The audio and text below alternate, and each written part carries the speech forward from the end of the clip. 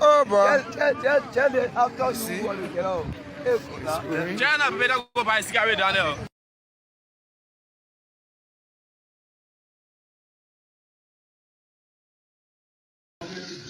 August 2019. The citizens and the media graded the Dillon Senator of the Year 2020. 2021, which was a challenging law appointment for the country and the public overall. Even with those pitfalls in 2021, at the end of the year 2021, the citizens and the media graded Darius Dillon as Senator of the Year, notwithstanding. And we committed to our people after we apologized for dropping the ball, disappointing them, that 2022 and onward will be different, will be an improved, more robust Darius Dillon. The year 2022, the citizens and the media awarded Darius Dillon as the Senator of the Year. The same is happening in 2023. That should answer your first question. So I won't grade myself, but I'm just humble and give God the glory. That notwithstanding some of the challenges we go through, some of the self-inflicted disappointment we bring upon ourselves as human beings, we still manage to wake up. And what we tend to be falling down deliberately because we may have the ability of the grace of God to wake up. So I told my people that ticket mishap will never visit on speaking. I prefer to be courageous with the truth, even if the truth will hurt, than to be economical with it and then have to come back, because every time you have to come back, it erodes your trustworthiness and your respectability. And so since then, when I told the prophet something, I meant it, and it was the truth. That is why when the ruling came that after the prophet beat us for taking the first 30,000, we made the case, we championed the case in the Senate, and we got the support of our colleagues in the Senate to remove that 30,000 from the budget. And when it was rumored that we got another 30,000, we challenged the entire government and the media to show proof of that. Since that time, someone put on that challenge, everybody going to bed because we said the truth that we did not take the second 10,000. And since then, we have to take it. 2022, there was no 20,000. And the 10,000. 2023, there was no 10,000, especially in the Senate budget. So these are the things you do when you fall, you wake up, you want to gain the confidence and trust of the people, you don't do it again. You know? So I hope that answers your question. Regarding your second issue about the president's nomination of somebody on the Supreme Court bench, I'm a member of the Senate Judiciary Committee, and my protocol is the committee that is supposed to hold confirmation hearing, and thereafter, as the committee routine, will submit to plenary for final decision.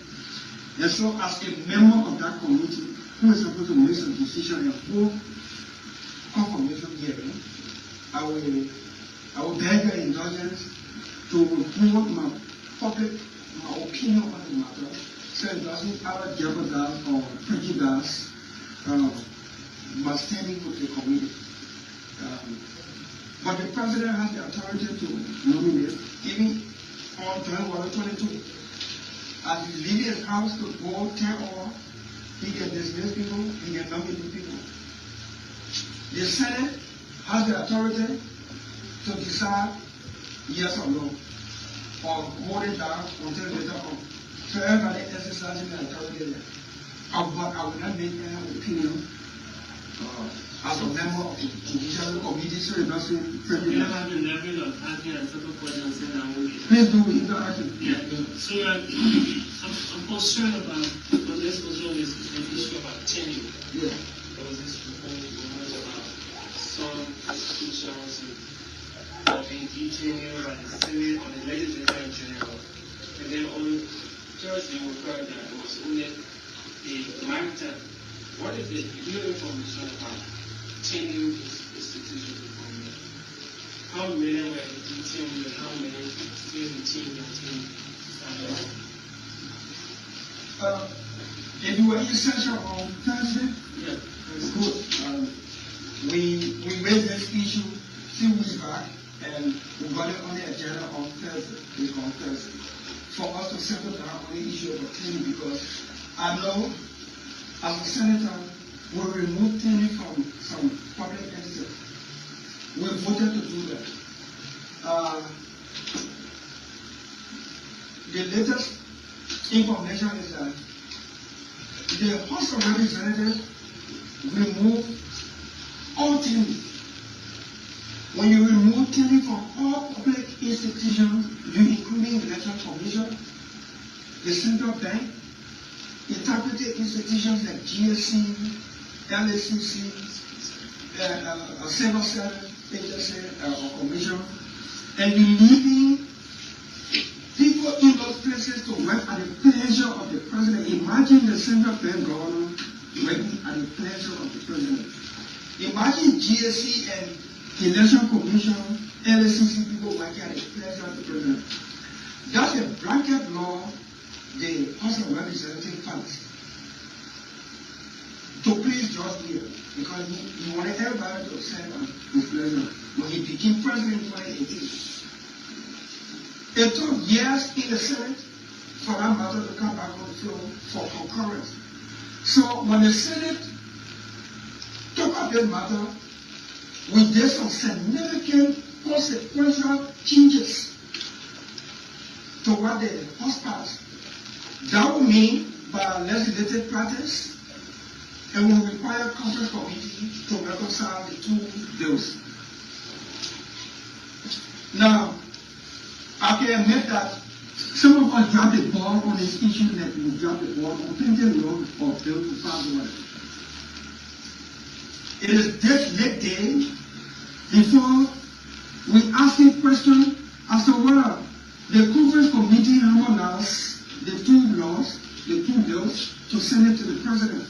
Now, John Weah wants to keep some people in position that he did not, that when he took over, he thought it was wrong to do. Now he wants to do it wrong now.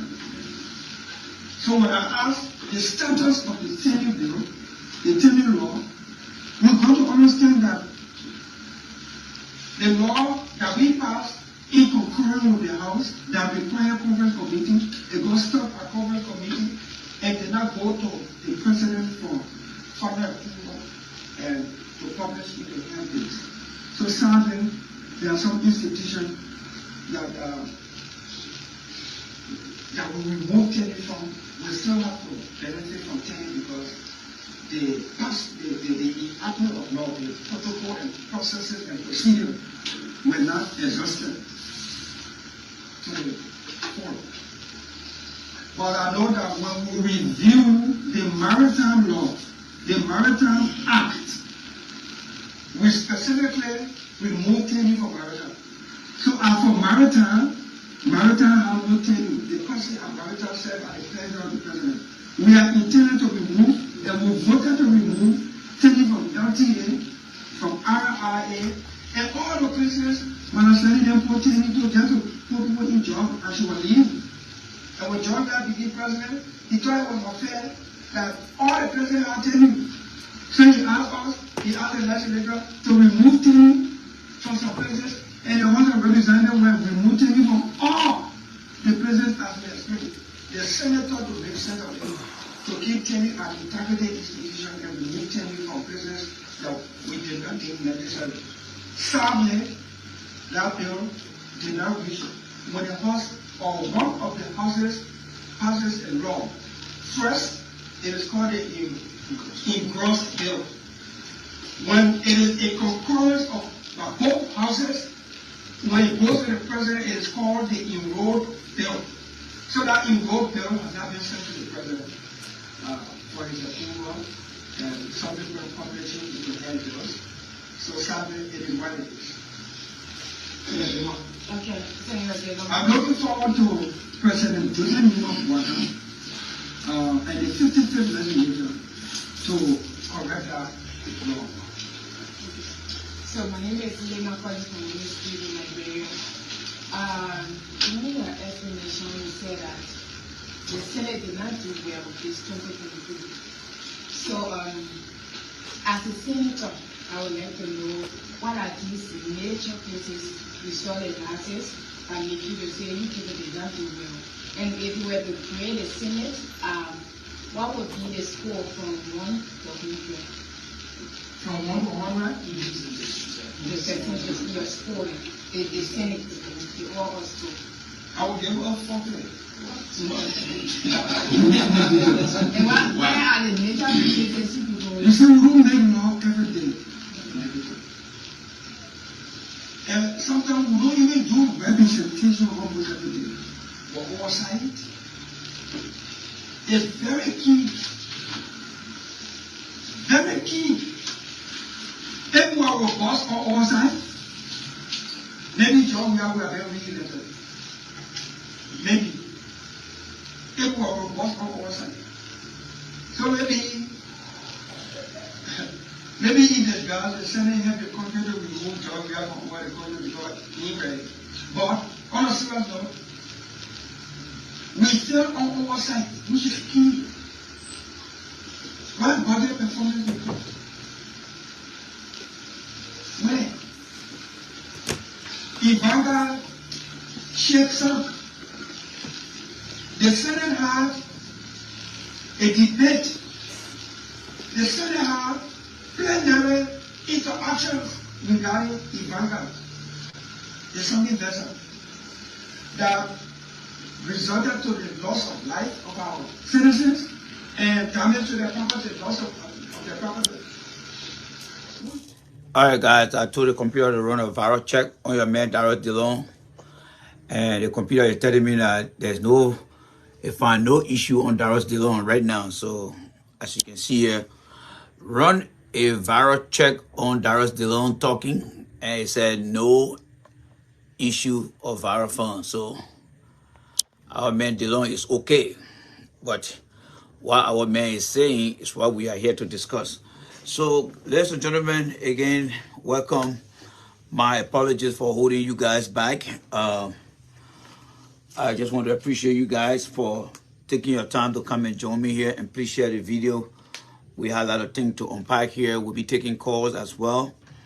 But I thought it wise to give you guys a chance, an opportunity to listen to Darius Dillon speak and tell me what you make out of what Darius Dillon is saying, because we're going to analyze that again for you guys. So thank you guys so much for the opportunity. If you can hear me out there, please give me the signal. Where did I put? Oh my goodness. I just had that stuff in my hand. Where did I leave it? Oh my goodness. It was here just now. So guys, welcome to the show, and please share the video, okay? Welcome to the show, and please, oh, there it is over there. All right, I'll be right back, guys. Let me just turn the thing around so you guys can keep listening to Dillon here, okay? All right, so let's keep listening. Let me just move the viral stuff from here because it said no viral phone here. So let's do this. All right. So let's listen to Dillon here. I'll be right back. Going right behind you. Okay.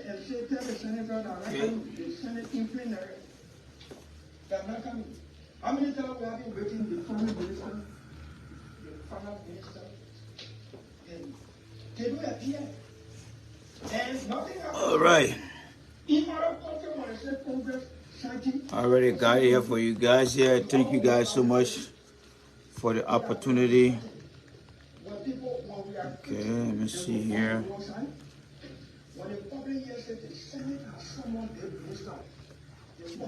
Okay. What's going on here now? Okay, there you go. Okay.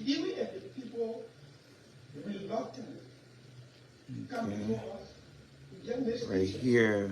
There we go. And we right here. Okay. All right, I have it right here now. If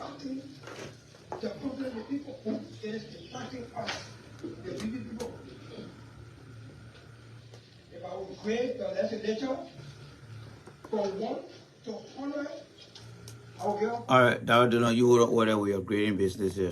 All right. So guys, again, my apologies for holding you guys back. I think I have settled down now. I can see myself here. I already settled down. So good evening, good afternoon, and good morning from your location. My name is Jay Randy, and today is Tuesday, second day of November. Let me say November. Jeez, running with it kind of year so far. Second day of January in 2024. Welcome to my platform. Today we got a lot of things here to unpack. Let me just see how we're going to do the roll down here. Let me just look at things here for you guys here. We got a couple of announcements to give to you guys here. Let me try to blow this up for you guys. All right, so welcome to the Jay Randy Show. I'm going to go back to the back of the camera here again. Welcome to my show here. So this is our platform. This is what we stand for. The Jay Randy platform goal. All right, we'll continue to repeat what you're looking at here right now. We'll continue to repeat that. And again, we just want to remind you, we'll be coming to that other slide so that you can familiarize yourself with that. But again, the Jay Randy Show, all right, platform will focus on ensuring accountability, fostering responsibility, and of course, maintaining ethical standard among all public officials, including the one you just watched. Yes. And then after that, the next thing we're going to look at here, this is our mission here. As you can see, our mission statement here. All right. You can see that our mission statement, our commitment to hold Liberia. All right. To hold Liberia. Our commitment to Liberia, my bad. Our commitment to Liberia, upholding ethics, accountability, and responsibility. That is what we do here. So when you go to on our page, we got the intro here for you that says, dear viewers and followers, we are the Liberia Citizen championing for accountability, responsibility, and ethical standard. And then you can do the rest and read for yourself. And then you go through that. All right. Now, the reason I'm doing this here is this is an online education program I'm establishing here for you guys. It's not just about politics, to be honest with you. It's not just about politics. We will discuss political issue, but we want to integrate political issue into our normal way of doing things so that you can understand. Some of you guys will see the thing down the road, whether you get into professional setting or you get into or you come across some organization, you will recall and you say, yeah, I think Jay and you are taking the same approach to make us to understand things. So we have our goal that we already set on this platform for this year. We have our mission statement that you already see, which is our commitment.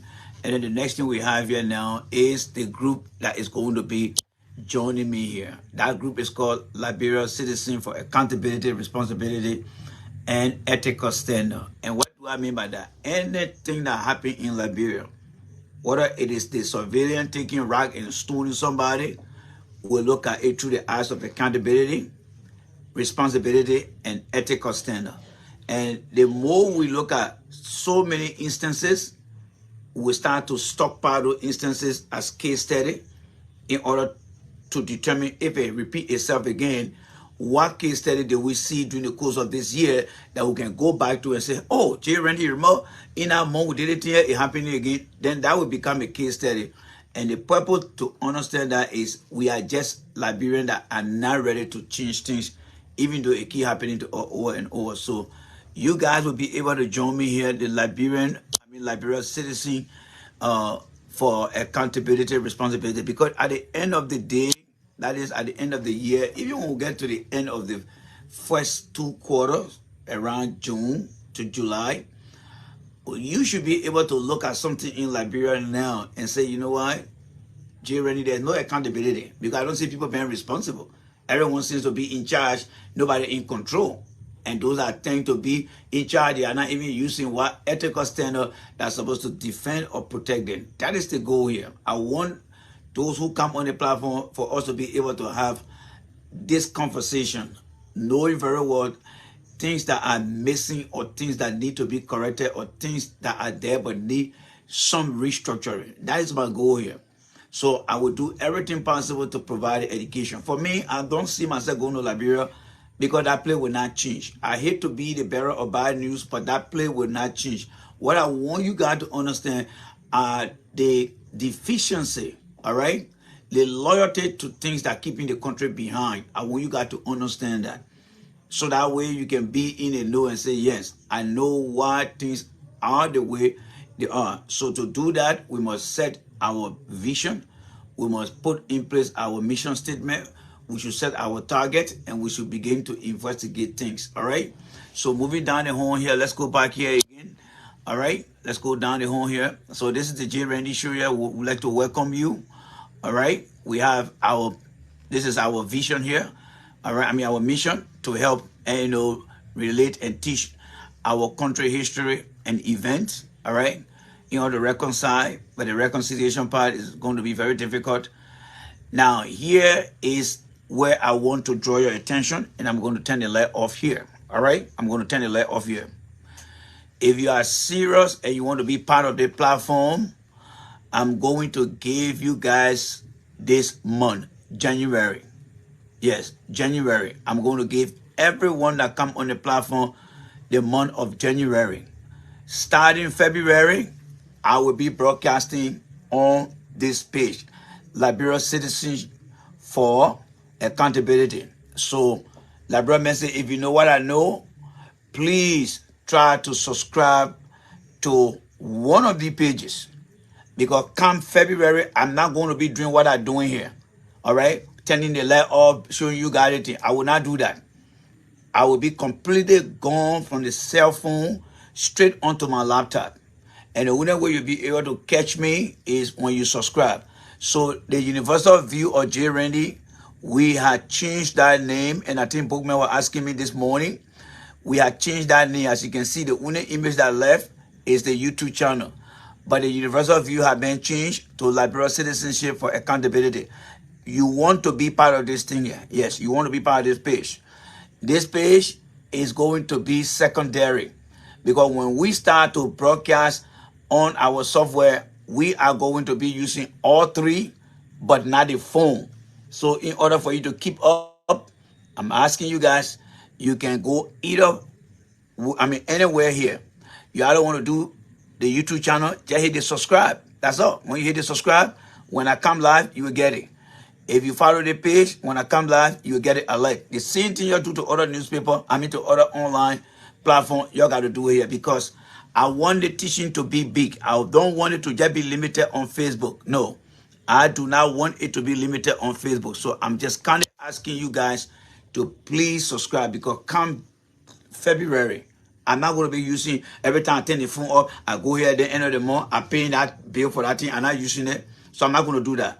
We have to move on. This year, there will be a lot of artificial intelligence that the way people bring it into our world. All right, you got robot, you got this, you got that. Some of you got your phone. You can talk to your phone can call your friend. You can talk to your phone, it can open your garage, you can do this. So let us, with a little technology, let us try to familiarize ourselves. I want you guys to learn something. I don't want you guys to just look up to J. Randy all the time. No, I don't believe in that. I don't believe in that. All right, left it too short for somebody to just keep their knowledge and don't share it. So I just want to encourage you guys. Let us together. If you have an issue, let me know.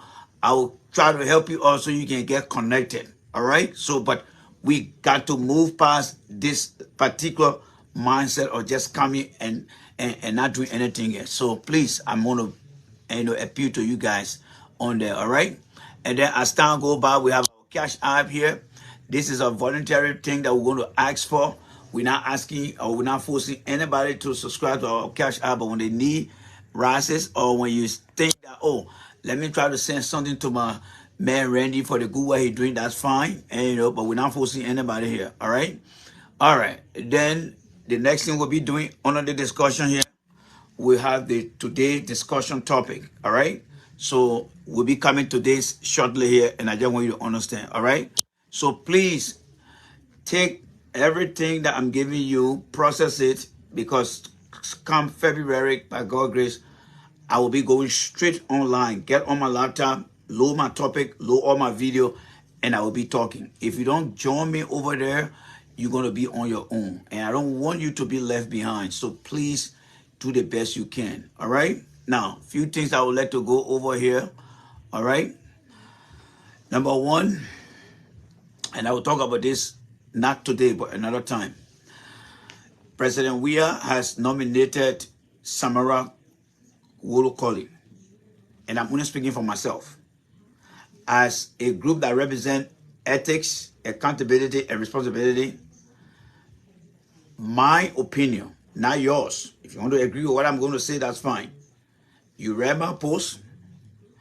I don't think Samura Wodokori has the ethical standard to be in our role. When I listened to that guy sometime back, not this year, I think last year, when he appeared on Spoon, this guy got businesses that doing contract for the government through the Ministry of Finance. That in itself is unethical. You taking job from other company and using your company to go and bid for those jobs to get it. That is unethical. That is unethical. Imagine with a white man in the town doing nothing to you. You will not like it. So let us be very straightforward on the platform here. That's why I don't invite plenty people here, because I know many people will not agree to this thing. Only a few. That's fine. But I just want us to know who we are. It's very, very unethical. Because the only thing I can say to you, put yourself in our shoe. We live in a white people country. We find ourselves working among them. What if they decide to say, you know what, only our people will take? How will you and myself survive in the country? They got a position, they got the power to bring in their friend. Mama, yeah, just can't apply, give the contract, don't give it to another person here. So we must be able to say, this is wrong. If we start the kind of mindset of things, guess what, by 2029, even the United States will look at CDC party differently. They will say, no, these people different. So not everything that Joe we are put out there, we should all accept. Then we are not exercising our constitutional right. Joe Weah is not right all the time. He can be wrong. And when he's wrong, we should say no with all respect and say, Chief, maybe you forgot about this thing here, but you're the thing that meant there, and you're the thing we're doing it for. So that the Liberian people can get to see. We have learned our lesson now, right, Sedition? We have learned our lesson. We sat down on platform that only praise the thing that Joe Weah did. And today, that thing did not care Joe Weah over the line. So let it be a lesson learned. That we must accept the good things, and we should also try to face the bad things. Because when we face the bad things, it will add to the good thing, and it will build up. But if we say no to things that are bad, and we just want to keep the little good things, we will end up all losing. It's like you got money in the bank, you're not working to add money there, you're not doing no business to add money there, you just keep subtracting, or that money just remain like that, it can grow. It can grow when you start to work. When we try to fix the bad things, when we make it good, we add it there. So this platform is going to be very straight. I'm going to say that now. It's going to be very, very straight. Long story short, I'm going to be like the white man on the platform here. Just the white man can treat you and myself in the country here. That's how I'm going to be on the platform here. That's what I'm telling you now. Accountability, responsibility, and ethics. That's what I'm going to be using here. So if you believe that you can work with the white man in America here, guess what? We'll be using the same thing the white man can do here. We all can drive in the time, right? We come to the traffic light, we stop. We'll go to the bank, we'll get online. So everything the white man doing, we'll try to do it on the platform here too. The one that we'll forget about, somebody will remind us to do it. But we got to be very, very honest with people. So when it comes to Samura Wodokori, I am not in favor of him going to that position. No. If there's somebody else that Joe Weah can find to put there, let Joe Weah try to put that person there. But for me, that may not correct. Let me just put it that way. It's not correct for me. That's my opinion. It's up to you to say you like it, you don't like it. And you can disagree with me. You come here, you're not supposed to, right now somebody can tell you, Jay Randy, I disagree with you. I'll say, yeah, for me, I see the man to be somebody unethical. That will not stop me from, maybe blocking you. No. If you disagree with me, that's fine. As long as you're not causing, you're not insulting, you can disagree with me on the platform. That's it. It's not a crime. There's no crime. The only thing we have here is we have ethics that we will not allow people to come and be very abusive here. It's not law, but we want to keep our morality on the platform unique. But you can disagree with me all you want. You can say, Jay Randy, I think for me, Samura Wodokori is the best person. I'll tell you, look, for me, in the eyes of ethics, you have my proof here, I disagree with him. It's up to you. I'm not going to hold you accountable. Like people always say the end justify the means. If he gets there and start making mistakes, just make sure you find me and say, Jeremy, you're real. That may not do the right thing. I'll say, you see, we can disagree, but sometimes when you win the argument, you win the debate, we just wait to see the end. That's all.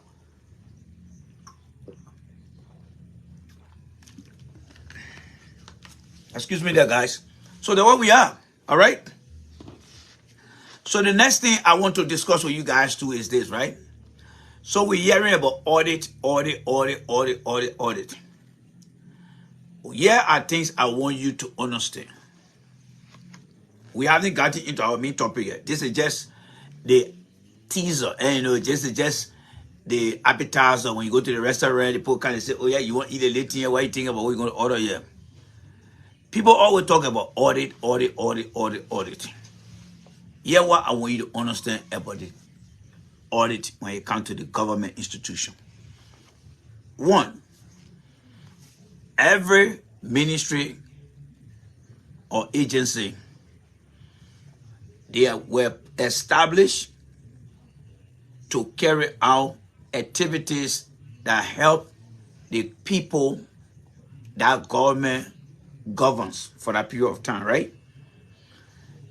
Now, every ministry or agency supposed to come out with a program that will benefit the community, the county, and the people. Question is, where do they get that money from? The money comes from the budget, right?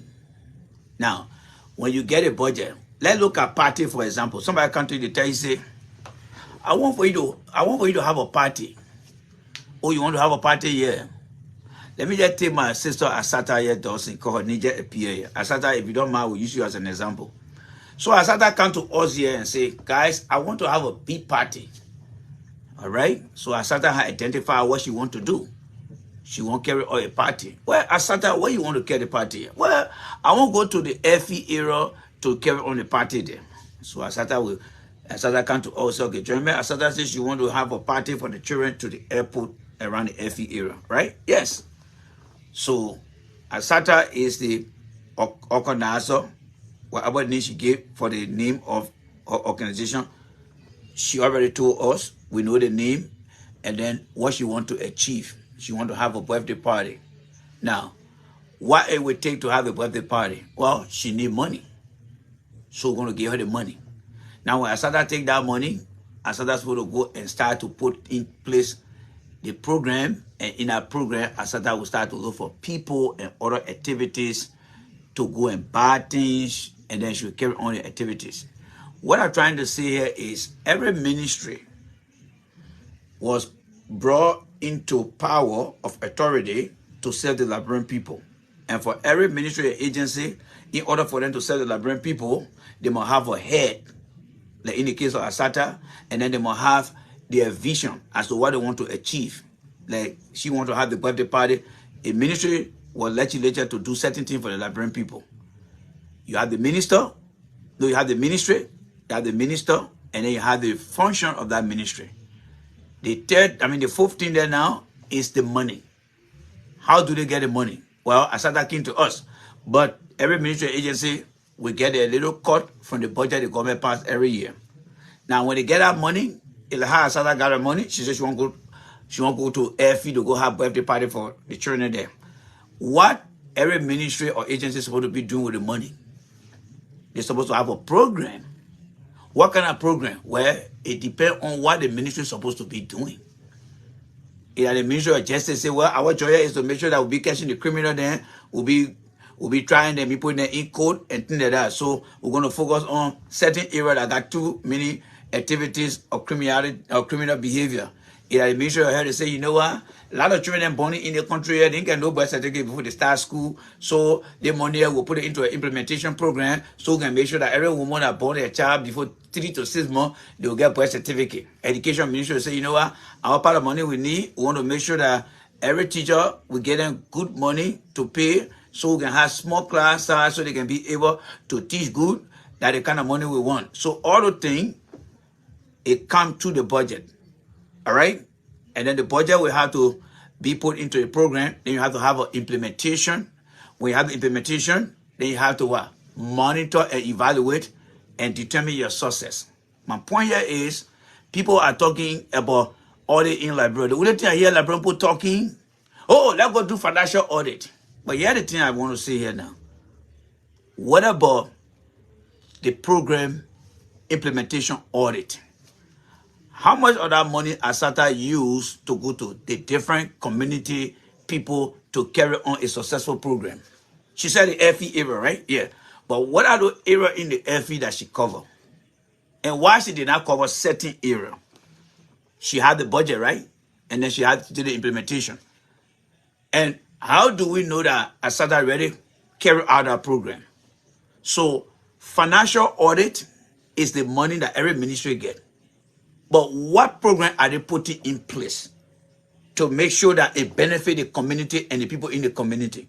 How do we know that they implemented it? How can we measure it to know that it actually reached to everybody?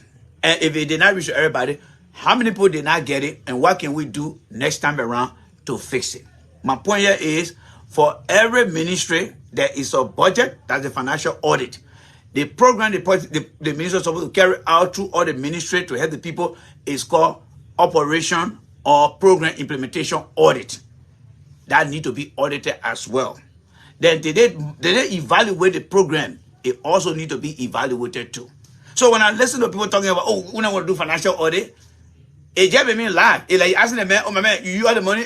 No, you are Easton. Okay, but you're putting the man from there. Then you bring another man again. Then the man just sit down there. He get the same money, no program implementation audit, no program monitoring audit, no evaluation, nothing. Then you just get it. So it become very redundant. So this time around, y'all are listening here. When anybody come out to say, won't have any kind of audit, say thank you very much. What kind of audit you guys going to have? Just financial audit? What about program audit? What about the implementation audit? How do you measure the success by the program you're put in place? Are you guys going to carry on out the implementation audit to determine whether it is not just a budgetary issue, also it's an implementation issue? You're going to be asking those questions. You copy me? So that's why I want to, because every time you hear that, oh, we're going to carry on audit, I say, what kind of audit? What kind of audit you want to carry out? You tell me, what kind of audit you want to carry out? Be bold and ask them. Are you going to carry on oversight audit, or are you going to carry out monitoring audit to the program? Because let's say, for example, Asata would bring everything back. She said, oh, guys, I'm done with the party. You sure you did it, Asata? Yes. How much did you get from us? I got the money from you. What kind of program you have? Well, I have program in the day, in the afternoon, in the morning, in the afternoon, and in the evening. Wow, that was a lot of place.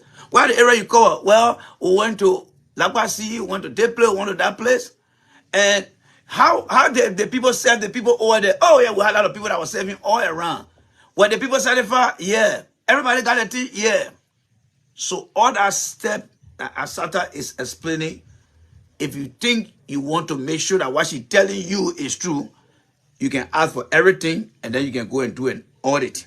You look at the money you give her, make sure that everything that she bought, she gave you the receipt, the program she put together, the places she says she cover. You can go there and start asking questions whether she actually came there and whether she brought people that serve the people. If the people say yes, then that means you're measuring everything she telling you that she did for the people. 85% of the people say, man, we ate too much, we enjoy it. I mean, the program implementation was okay. And the people say, but next time she must come back here again. Then that means your evaluation is 100%. And then with that, with the satisfaction from the people, when Asata come back again, you can say, Asata, yes, you managed the money well.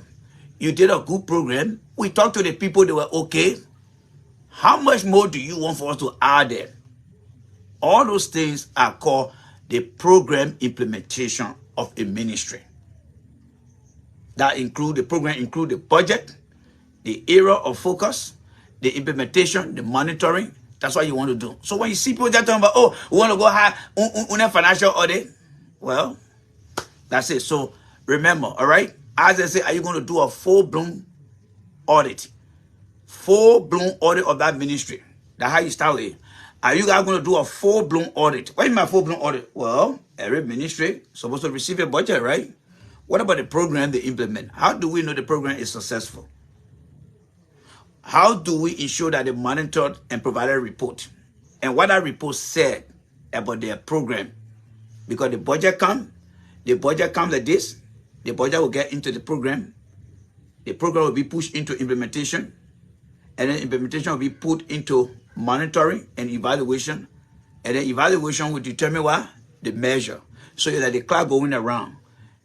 The clock starts from 12 o'clock, right? From 12 o'clock, you go where? To 3 o'clock. 12 o'clock is the budget. 3 o'clock is the program. 6 o'clock is the implementation. And then 9 o'clock is the monitoring phase. And then you go back to 12 o'clock. That's how you do it. But they're not doing it. They're not going to 12 o'clock. 12 o'clock. 12 o'clock. 12 o'clock. No. Doesn't work that way, all right? So, thank you, God, for at least staying put. Now, another thing we want to look at here, too, is Senator Darius Dillon.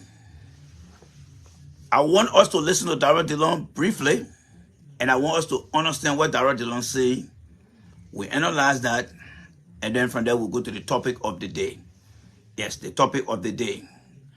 All right? Remember, everything we do here going forward in the 2024 is going to be through accountability, responsibility, and ethical standard. That's our rule. We cannot get out of that rule. When we're getting out of that rule, that means we're not focused. It's like you're going somewhere, then the GPS just cancel itself, or the map you're having, it just flew through the window. You know where you go stop and start to see what will be your plan B. So we're going to listen to Darius Dillon here, and we're going to be discussing what he's going to say through what? Accountability, responsibility, and ethical standard. So are you ready for us to go through it? Let me turn the camera around so we can go through. We're not going to listen to the whole thing. I have listened to it, and I think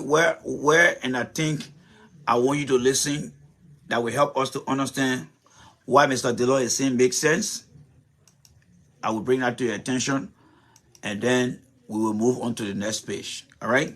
Today, we're going to look at the incident that happened as far as the oil spill goes. The guy who got crushed by that machine will provide more insight here again. All right? If you read my post today, where I said Liberia was a channel, this guy died. What happened to that company? Well, we'll get into the detail and you get to see it. But in the meantime, let us start with Darius Dillon here. Some of you guys have watched this before, so I'm not going to let the whole thing play. We're going to take a baby walk. The baby take one full step, maybe that foot too heavy, the body too heavy for the foot, and fall down like this to charge and get up again. That's what we're going to do here. So that means that everything Dillon is going to say on our podcast, we're not going to move with it here. All right? But before I do, I got one more thing to share with you guys. Those of you that followed me this morning, there was a pastor that is in Philadelphia. His name is Idatu Ade. Those of you that follow me, please don't feel offended when I tell you say I don't believe in Liberian pastors. I don't go to Liberian church. It is my own life. I'm the manager of it. I'm the supervisor of it. I'm everything. Those of you that continue to go to the Liberian church, that's your own faith. You understand that. For me, I'm making my decision.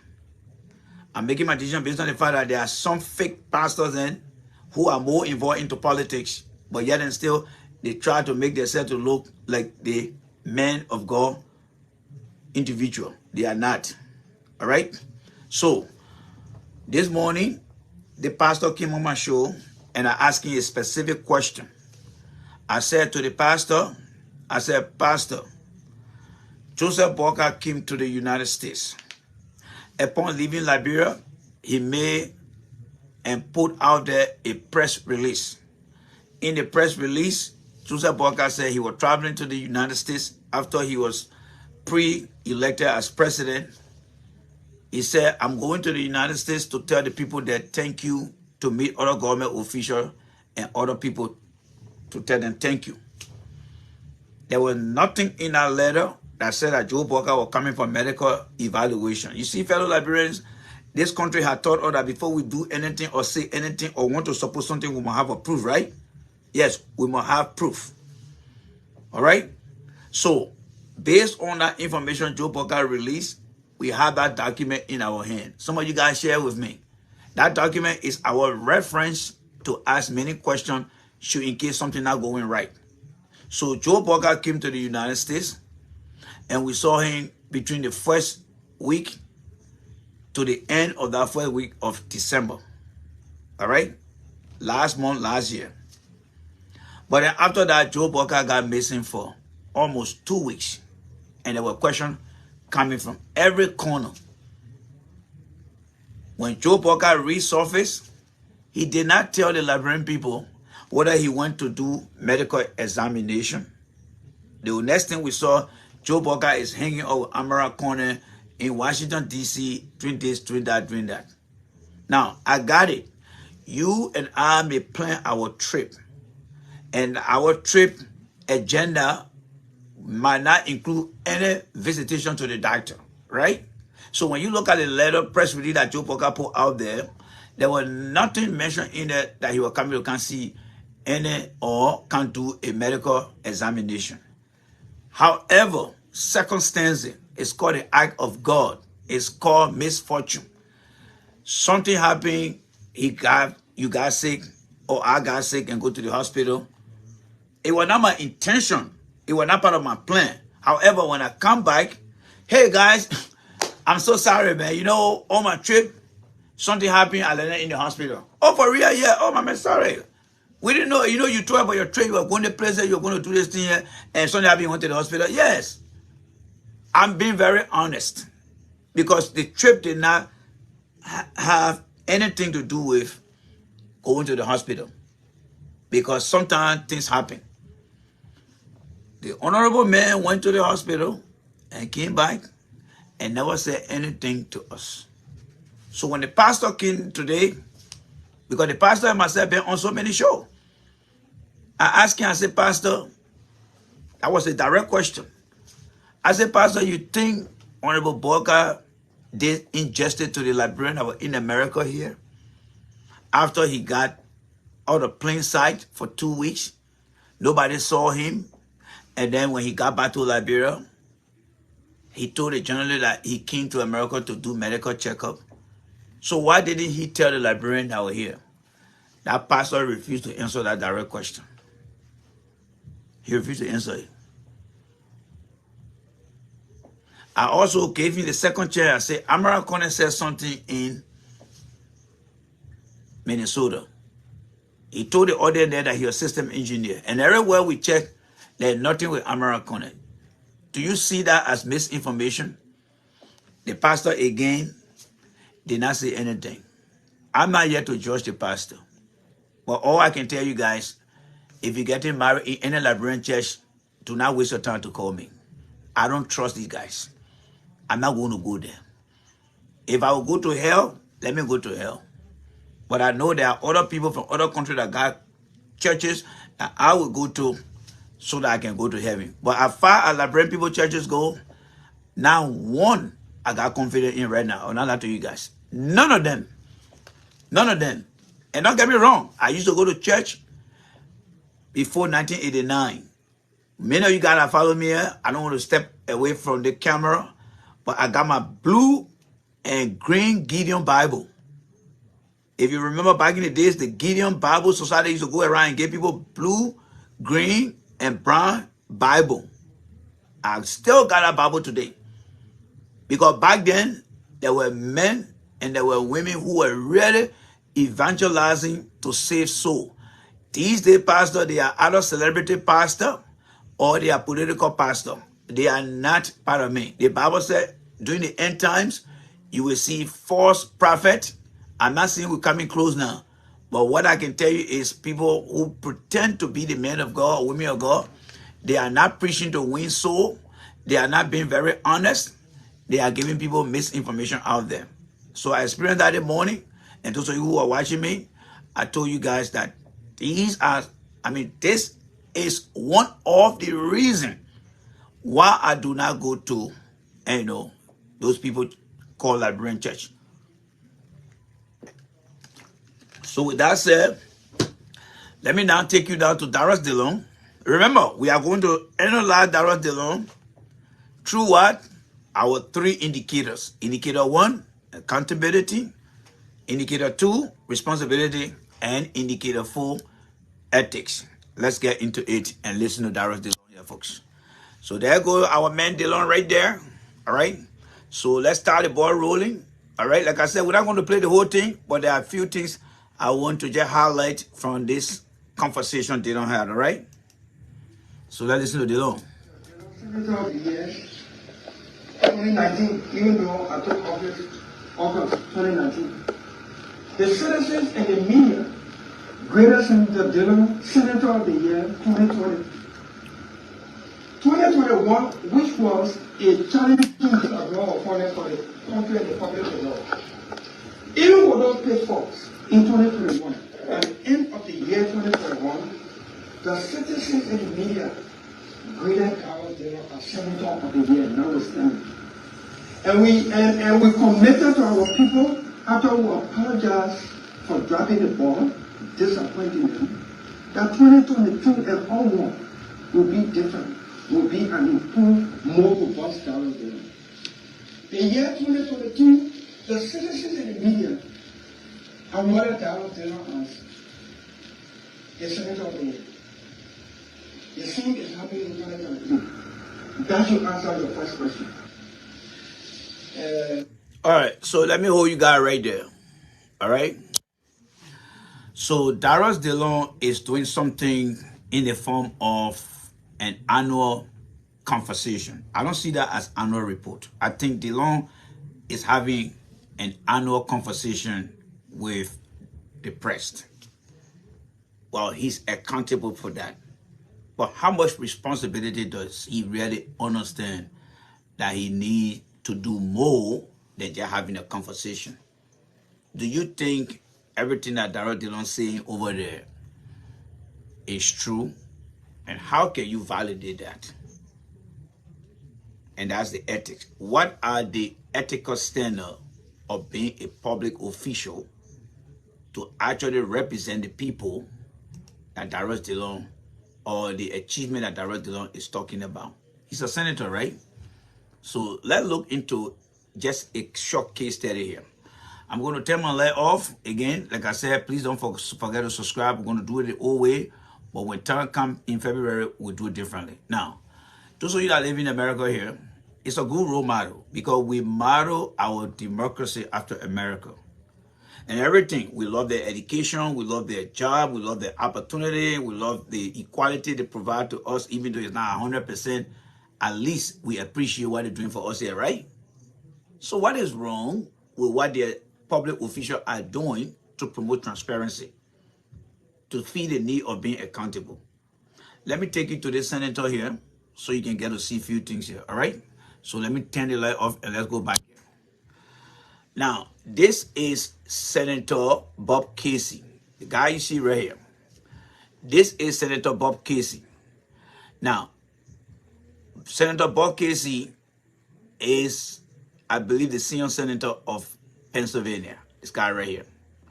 This is his website right here. Right here. On his website, he got who he's all about. So he has the responsibility and he is accountable to the people of Pennsylvania as a U.S. state senator, as a U.S. senator, to be able to tell anyone around the world who he is. The issue that he represents. Let's click on some of the issues he represents. All right? As you can see there, these are the various issues that he represents. He stands for agriculture, family, children and family, and what have you. All right? Civil rights, we don't have that. Climate change, environment. All right? Cyber security. These are the issues he represents. Services as a senator, what does he do? Let's click on services. Some of the services he provides for the state. He go on DC tour, letter requests. These are all the different things he provides. All right? And then news update, you will see it here. Now, let me turn the light back on and turn the thing around again. Question for you guys. I want you to tell me which senator or representative in Liberia right now, you can send me their website and say, J. Randy, I just saw Senator Bob Casey website. Guess what? I'm going to send you the other senator on here. We senator, can you send their website to me? Tell me we senator. And do not send me .com, because every URL, that is every business or government entity, they divide the dot into specific branch. Government is .gov, or the country. In case of Liberia, it will be .lr. Have you guys seen any senator or representative website to tell you what you just saw? Have you seen anything? Why you think they got their web page to show you what the services are and what are they doing? What are they doing? Right now, you can go in the state you are right now. Even there are Liberians here right now who are senator, Congress or representative, or serving as mayor, or in other governmental position, whether at the state level or at the federal level. Wherever they find themselves, they got a web page that they use to relate to other people. Is anything wrong? Do you think the senator then feel the need to be accountable, to say, you know what, part of my responsibility on the job here is to be accountable to the people of Liberia? How do I become accountable to the people of Liberia? Well, they all will not listen to me on the press conference. They don't have that time. But guess what? If I can put my webpage online, whenever they want to see things, I can go and do it. I can send them there. We're not talking about Facebook. All right? Because when you look at Senator Bob Bradley's page here, let me take you back there again. What do you see on his page? You see the Facebook here. You see the Instagram. You see what the name for this before? The X. Just forgot the name. Man, come on. But it's not X. All right? And then you see the YouTube. And then there's something else over there. Damn, I can't believe I've been forgetting about the old name before it became X. GT, what's the name? That's a quick quiz there, GT. I see you right here. You're a technology guy. Twitter, thank you very much, Sisse. GT, Sisse, be you to Edo. So, yeah. All right, Lanaki, Yakin. Yeah, so you see, and thank you guys. I love you guys. You guys are very on top of the game here. So, you see, so on the guy main page, all right? On the guy main page here, all right? On the guy main page here. So when you visit Bob Casey's webpage, you will know who he is, the issue he stands for. So every Liberian representative or senator from every county, they should tell you about themselves. They should tell you what the issue are, the services they provide, and if there's any news they're making, and how do you contact them, and then they show you the map. Right? Right now you see here, Bob Casey is proposing a hydrogen rule may cut PA worker and businesses out of the equation. That's something that he said he's proposing. So those who are what? The services you are providing can come in so many forms. We got people in Liberia who are not English speaker. They are not educated, right? They don't speak English. They can't read, they can't write. How do you relate to them? They got people who don't live in Liberia to see the senator all the time, but they love Liberia and they're from that county. How do you relate to them? They got people who love the internet, but they don't have Facebook, Twitter account, or X account. How do you relate to them as a senator representative? They don't see the need. So the accountability aspect and the responsibility aspect is not there. So when you listen to somebody like Darius Dillon at the end of the year calling people every time and saying, oh, some people came, they made me this, they made me that. How does that make you feel, Liberians? Do you see any zeal in you that we are making progress? Now, here is your assignment. Forget about America. Just go to Google. I'm not going to do it for you. This time around, for you to do it. And not right now. If you have the time, that's fine. But go on Google right now and type in the parliamentary official of Kenya, South Africa, Ghana. If you don't see those people coming up with their own web pages as a parliament leader or representative, don't come back on my show here because I already done my homework. But only in Liberia that people don't see the need. So these people don't understand what ethics is. They don't understand what it means to be an accountable leader. They don't understand it. So let's go back to Darius Dillon now with a little information we got now. Let's go to Darius Dillon now and listen to Mr. Dillon here now. All right? And let's see whether what he's saying here makes sense. So I won't create myself. But I'm just humble and give God the glory. That notwithstanding some of the challenges we go through, some of the self-inflicted disappointment we bring upon ourselves as human beings, we still manage to wake up. And we don't intend to be falling down deliberately because we may have the ability or the grace of God to wake up. So I told my people that ticket mishap will never visit us speaking. I prefer to be courageous with the truth, even if the truth will hurt, than to be economical with it and then have to come back, because every time you have to come back, it erodes your trustworthiness and your respectability. And so since then, when I told the public something, I meant it and it was the truth. That is why when the rumor came that after the company beat us for taking the first 30,000, we made the case, we championed the case in the Senate, and we got the support of our colleagues in the Senate to remove that 30,000 from the budget. And when it was rumored that we got another 30,000, we challenged the entire government and the media to show proof of that. Since that time, some put on that challenge, everybody gone to bed because we said the truth that we did not take the second 10,000. Now, so about the issue of the 30,000, he just told you a story. But where is the account of the story? Where do we go to validate what he just said? Where are the documentation? Where is the transparency? What are the ethical standards that are applicable to Dillon and the other senators are showing to us that they are responsible to be very transparent? Do you want to accept what Darius Dillon just told you? Oh, or we didn't take the money, we are able to come and say this. Where are the documentation that show that? Whether the money was used for a different purpose or it was rerouted for something else, where is the documentation? Because ethically, you have to build relationship that show transparency, whether it's documentation, communication, and you feel the need.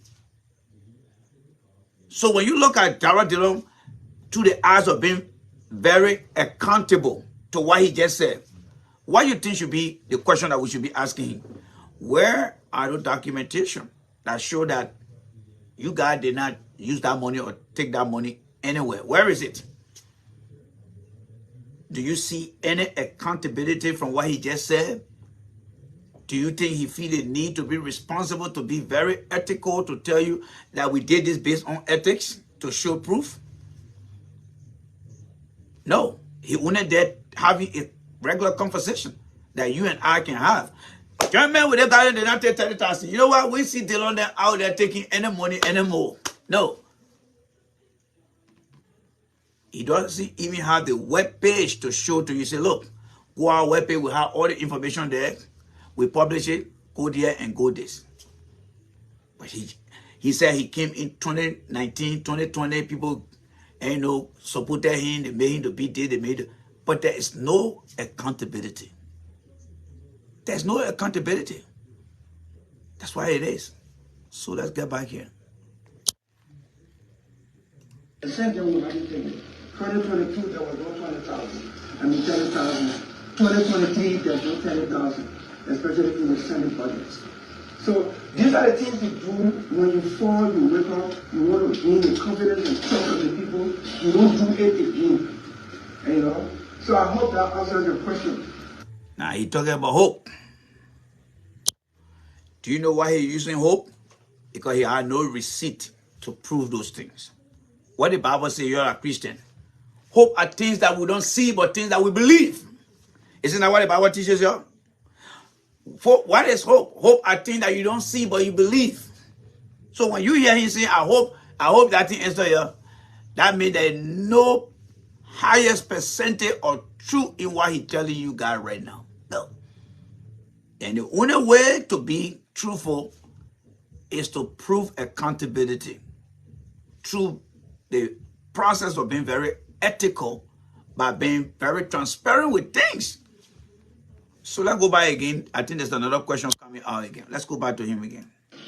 Regarding your second issue about the president's nomination of somebody on the Supreme Court bench, I'm a member of the Senate Judiciary Committee, and my protocol is the committee that is supposed to hold confirmation hearing, and thereafter, as the committee routine, will submit to plenary for final decision.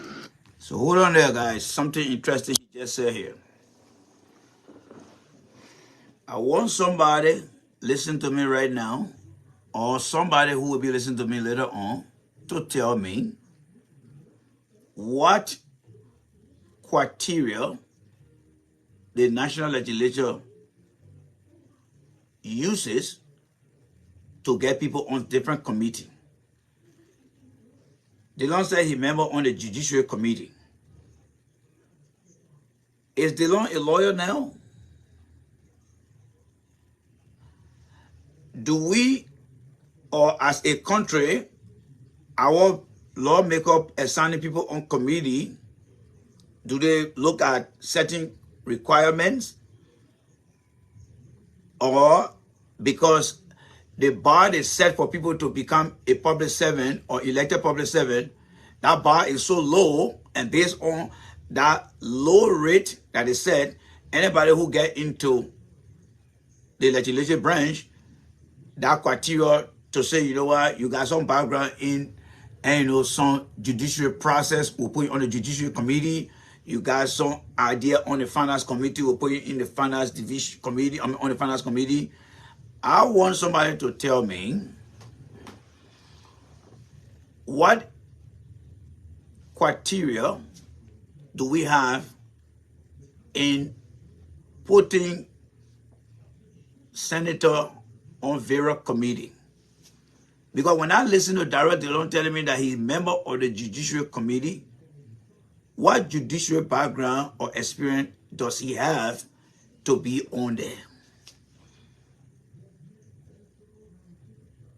Because the last time we checked, Dillon said that he was going to be part of, he was proposing some type of law that will require the Liberia DEA official to be tested. That in itself is like somebody who is on the regulatory and you know, or social committee, people who interact with the society. So how can he leave from there and just get on the other side and say he part of the Judicial Committee? How did it work? And you know, like Vani Sherman, who is a lawyer, maybe he leaving now and can say, you know what, I'm on the Committee of Health and Ethics in America. I mean, in the Senate, Committee of Health, but you're a lawyer, right? Yes, but you on the committee here, right? But we need people who are directly involved with that other aspect.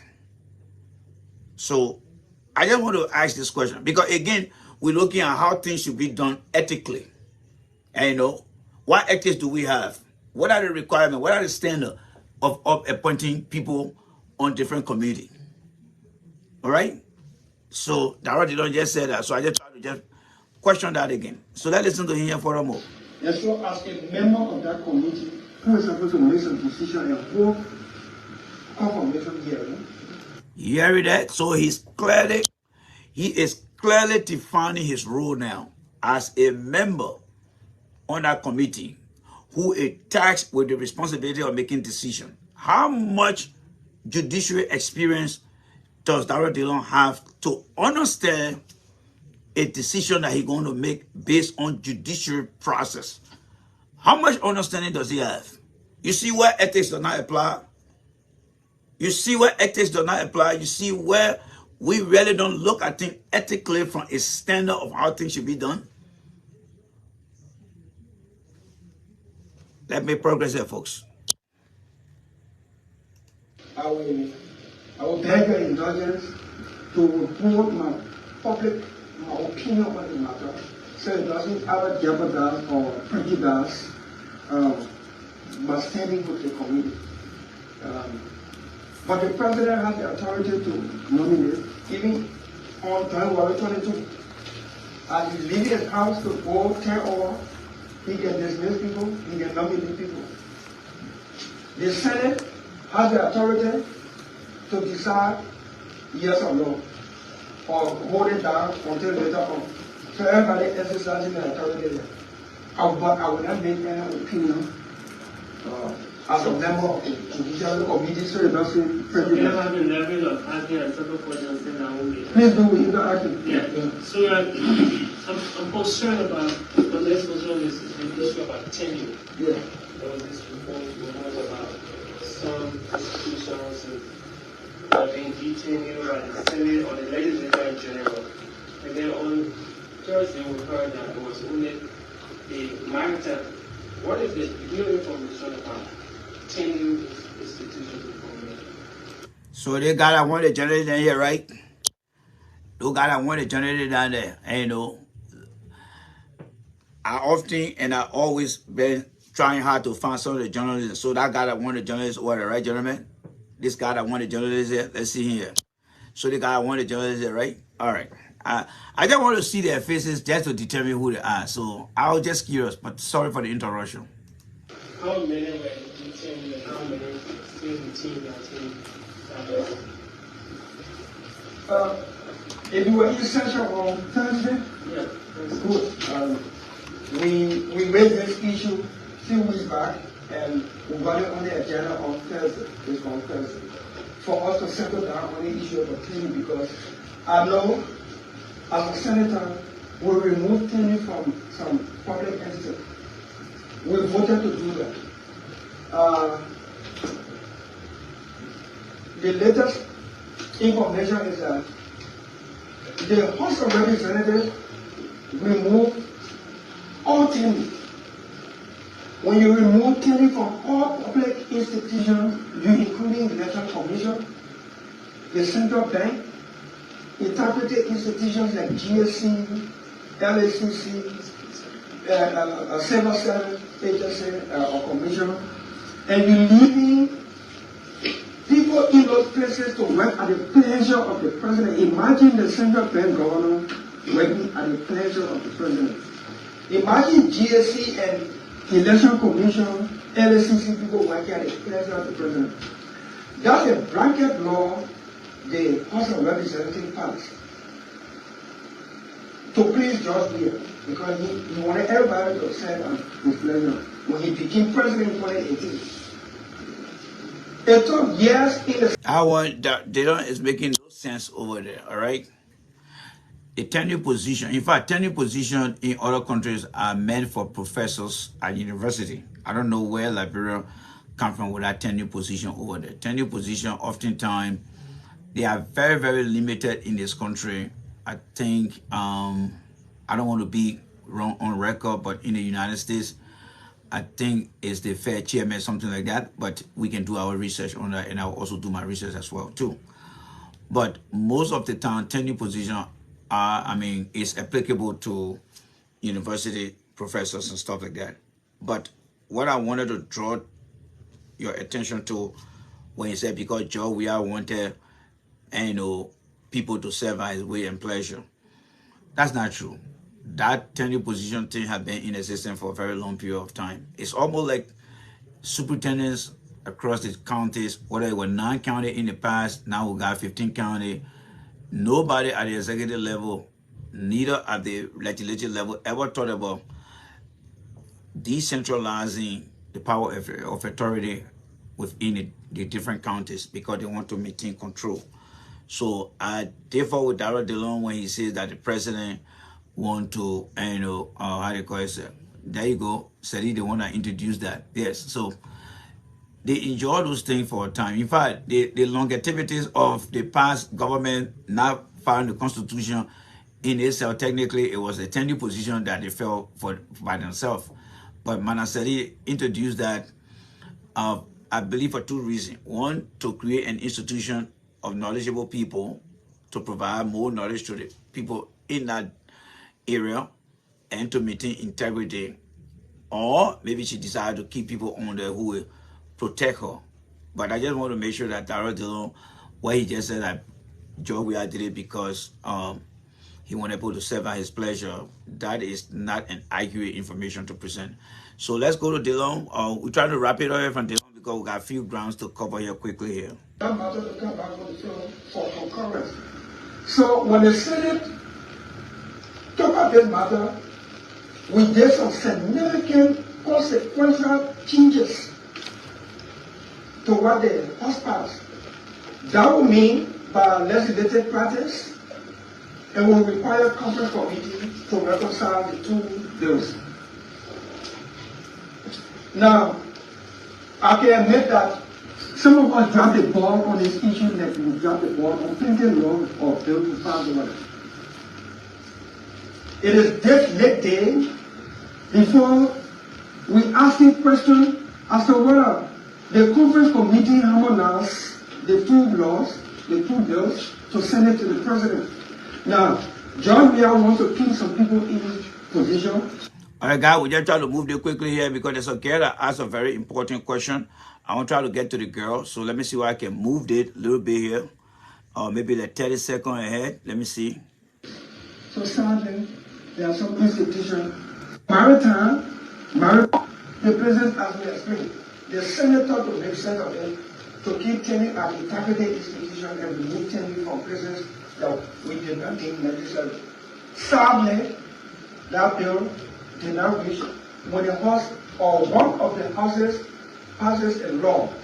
First, it is called the engrossed bill. When it is a concurrence of by both houses, when it goes to the president, it is called the enrolled bill. So that enrolled bill has not been sent to the president for his approval and subsequent publishing into head bills. So sadly, it is what it is. Okay, Señor, I'm looking forward to President Dillon of Waka and the 55th legislation to correct that law. So my name is Lema calling from Ministry in Liberia. All right, this girl is about to ask. This girl is about to ask a very important question, and I think after her, another journalist will ask another important question. So once we get done with both, and then we'll close the window on Dillon. But I want us to listen. Yes, I want you and I to listen to the question the girl is about to ask. I hope that's the right question. All right, so let's listen into the question. In your explanation, you said that the Senate did not do well this 2023. So, as a senator, I would like to know what are these major places you saw the masses that make you to say you people did not do well. And if you were to grade the Senate, what would be the score from 1 to 100? All right, guys, I hope you guys got the question right, because the guest, she picked up some important point from his prior answer he was giving and wanted to know about some of the lapses, because he said we dropped the ball, and I think she took note on that because she wanted to really carry out some type of biases understanding of what he means that we dropped the ball. So she's been very detail, and I thought that was a very good question she struck, because when he said we dropped the ball, she don't just want to let it go. And one thing I noticed about female, they are very detail oriented. Yes, female are very detail oriented, and that's why you find many of them, if they're not in the nursing field, they are into the field of journalism because they pay attention to detail. That's a very good question she asked. So she is asking him now, the first question is, what are the lapses that you discover?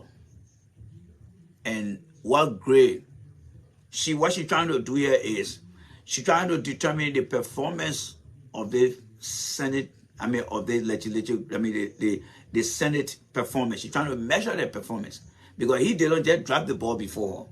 So you see, what is missing there is the fact that they don't have their own web pages or website where you and I can go to train and track what they're doing.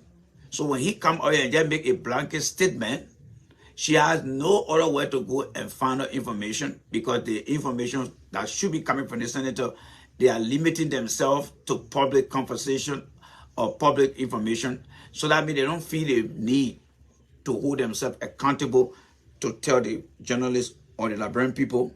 They don't see that responsibility requirement. No ethics surrounding that. So the only opportunity to using that is what the guy just said, the senator.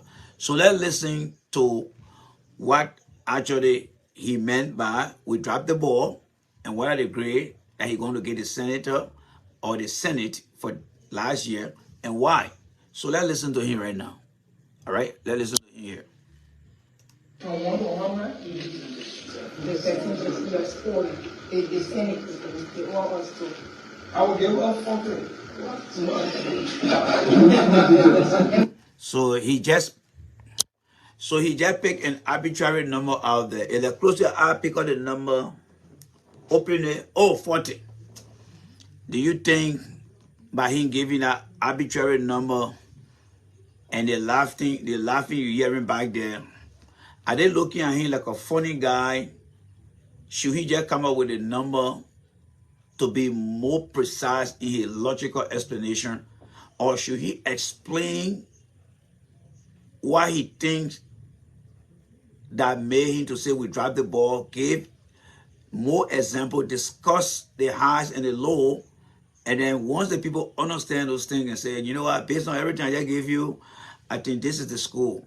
But for him to pick out the school and give the school and then go later on to explain, what he's going to explain could lower the school or could increase the school?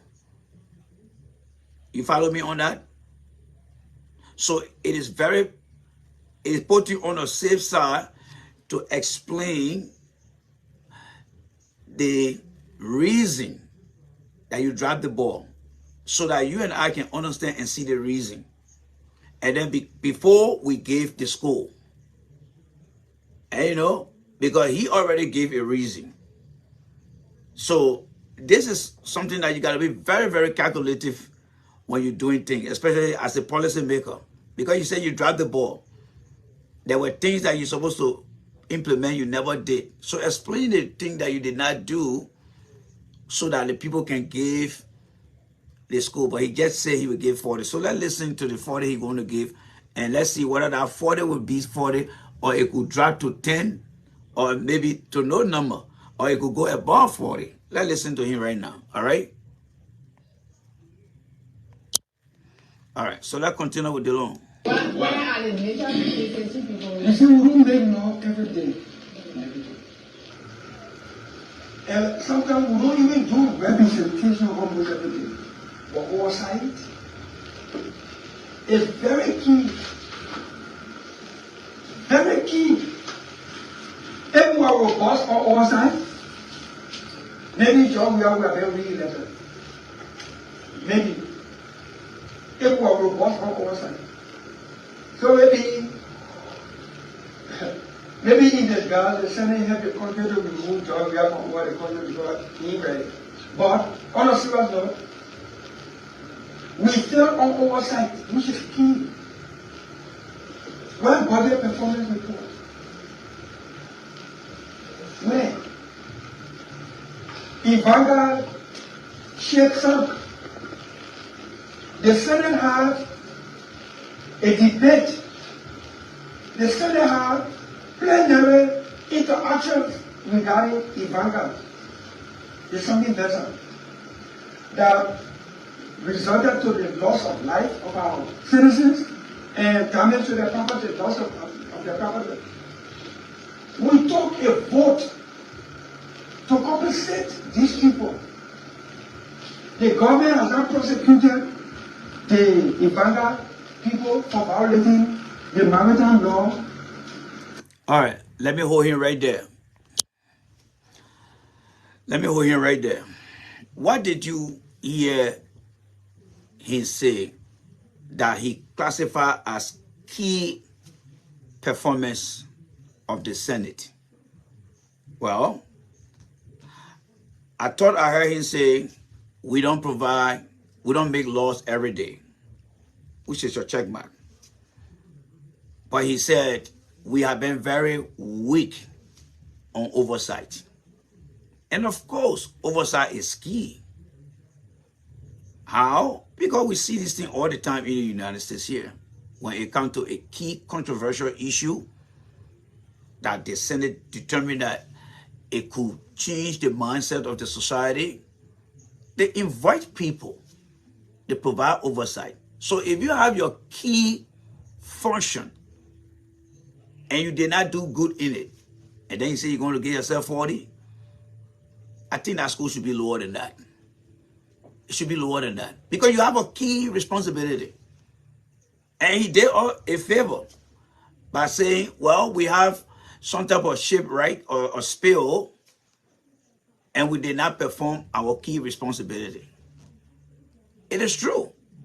Because if you have an oil spill that impacted the environment and completely disorganized the daily routine of a community, of a county, there are a lot of things that will be at risk. Businesses, the environment, and other activities such as the water, the soil. What did they do? He said, well, we are weak. Now, let's go deep into what Darius Dillon said. He talked about the law. Let's look at accountability now. Let's look at responsibility. Who is responsible to ensure that businesses in the country, such as the Ivanga oil spill he's talking about, which institution in the country that is given the power to regulate the behavior that we call activities of that oil company? Remember, the national legislature or the legislative branch of Liberia within our constitution, they are the one through their legislative power created ministry agency. But the ministry and agency should be able to put in place policy, regulation, in order to manage businesses out there behavior. That when a company go out of compliance, the role of the senator is to call that institution that the legislature with the power, bring them in and say, somebody have a compliant infraction. We empower you to take care of the people. Send your been in establishment as a ministry. What laws do you guys have in terms of policy to regulate the people's behavior? Because the law created you guys.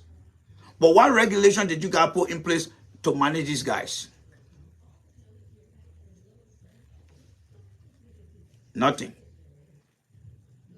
And what you think needs to be done if the individual who is accountable to ensure that businesses that operate in your backyard, in your community, does not contaminate your community or your property?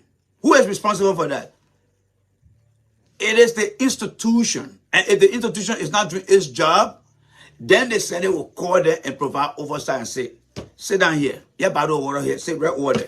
You're going to be here today for all the time we spend in the house here. The committee is going to ask you all those questions. You took the position here. What did you observe? You see how the guys are not responsible for the job they hold? So when Dillon is telling you that they got 40, I'm trying to tell you that we're lowering that number to less than 40. Because if an oil spill in the community, the institution that's supposed to regulate those businesses, the head is supposed to be called to the Senate, and they should be asked the following question. How did people got into the community after we approved them to go out there to work? Did you guys allow them to just go out there and start acting as some kind of firestone monkey and just doing things out there with all you guys regulating them? What law do you guys have to regulate these people? That they just go out there and just spill things here and there? Mr. Minister, Mr. Agency Director, tell me, what accountability? How do you hold yourself accountable to ensure that those people follow the rules? If the minister or director cannot tell you, then where your oversight power come and say, you know what? We need somebody in the position here. We're going to tell your boss across there that you are not a governmental material. Because the ministry or agency will legislate into law, and we expect you guys to put in place regulation that will regulate things in this country here. They never did that. And now he come here to come talk about things that are not within his jurisdiction by process. No. So he does not deserve that 40%. Don't get me wrong, folks. Every one of you guys here, whether you work in America here, where you work as a CNA, nurse, doctor, there is some type of federal code that you are subject to in this country here. Whether you're going for blood pathogen training, whether you're going for first aid training, those are all things that are under the Human Health Services, but it comes through OSHA that provide those requirements through different laws. That's why it is. And you will be judged and measured based on the different regulation that controls you. But listen to him here. Let's listen to him. Putting unsafe vessel on the water. So we took responsibility as a... So, unsafe vessel. Did you hear that? Unsafe vessel on the water. Let's look at the big picture here. If your vehicle you drive in America here or in Europe or in Ghana, what do you have or what you need to get your vehicle on the road? Well, first you need to be a licensed driver, right? Two, you need to make sure that car has a document that show who the owner is, right? Who's supposed to ensure those documentation are in place? Is that the parliament in Ghana or Nigeria or in South Africa? No, it is the institution that was established by the parliamentary law or whatever it is that empower them to do their part of the job after the law created them. The question here is, there was a vessel on deep sea, according to him, Dillon, that's not supposed to be there. So which institution is supposed to ensure that before that vessel get on that sea, it must meet all the compliance expectation? Which institution in Liberia? Who is responsible? Who is accountable for those things? That is what we call a breakdown into infrastructure of how things should be done. So when that happens, what do you think they should have done to put that score up high? Call the institution in the country that are responsible, the heads, and say, look, I just read a book here why you guys were brought into existence to take care of X, Y, and Z. But you got a vessel on our deep sea or on our shore without no permit requirement to determine whether it will be in compliance, and you call yourself head of the thing. We are here to provide oversight. We find you to be a non-governmental material for this position here. Did you hear him saying that? No. Listen to him again. The country as a government, we said we compensate our citizens for the lost, damaged part, lost goods. We said we show empathy to the families that are bereaved as a result of the loss of their loved ones, their relatives, their friends. The Senate voted to get some reparation in the volume of amount of at least 20,000 per family. First of all, this thing is getting out of hand right now. You had an incident that happened, and then the Senate going to vote on a business versus the community to determine who gave money. What about the insurance of that facility, of that company? what about the institution that supposed to ensure that damages by that company is paid through a government third party and not a lawmaker? Something is not right. What I would say to that, the senator then in that place, the senator then, they are corrupt. They are corrupt. They don't want to delegate power to some of the institutions. They should not be part of what is going on down there. No. They should dedicate the responsibility to the institution, and the institution will conduct an investigation to determine the cause and what would be the benefit to the people they destroy. Something is not right. But let's move on. That is a long story to discuss. Let's move on. That lost a relative. And to compensate for our citizens whose goods were lost, we failed to do that. We said we're putting in the budget. How many of you who cover the media didn't hear me put a thing on the agenda from time to time to remind us that we're obligated to our people? That's oversight. That's representation. Okay, now, I want you to be very careful with Dillon here now, because this is where you want to tell the day from the night. He tried to single out himself to show to you or convince you that he's a perfect guy. No. There were many opposition lawmakers that were behind Joseph Boyka. If Darius Dillon said you only saw my one doing it, that is not true. And the question is, why should he come out to say, did you just see my one? When he was in the midst of many other lawmakers that knew what was going on, but did not join Dillon to come and talk about it. This is where Dillon is being very, very deceptive. Because you saw all the opposition lawmakers then. You saw them. But how many of them joined Dillon to do what he just told you guys? So he singled out himself and said, you saw me. So that means that is Nomri Kanga guilty? Along with Bochas and other people then? You guys know them better than I do. This is where Dillon cannot be trusted. Let's listen to him again. We feel when budget performance report, you write ministers, you write heads of agencies of government, they don't even blink. Because the person not in your office and you get me to call one person in leadership and say, tell the senator that I'm not coming, the Senate in plenary, that I'm not coming. How many times we have been waiting the foreign minister? All right, so let me ask you the question.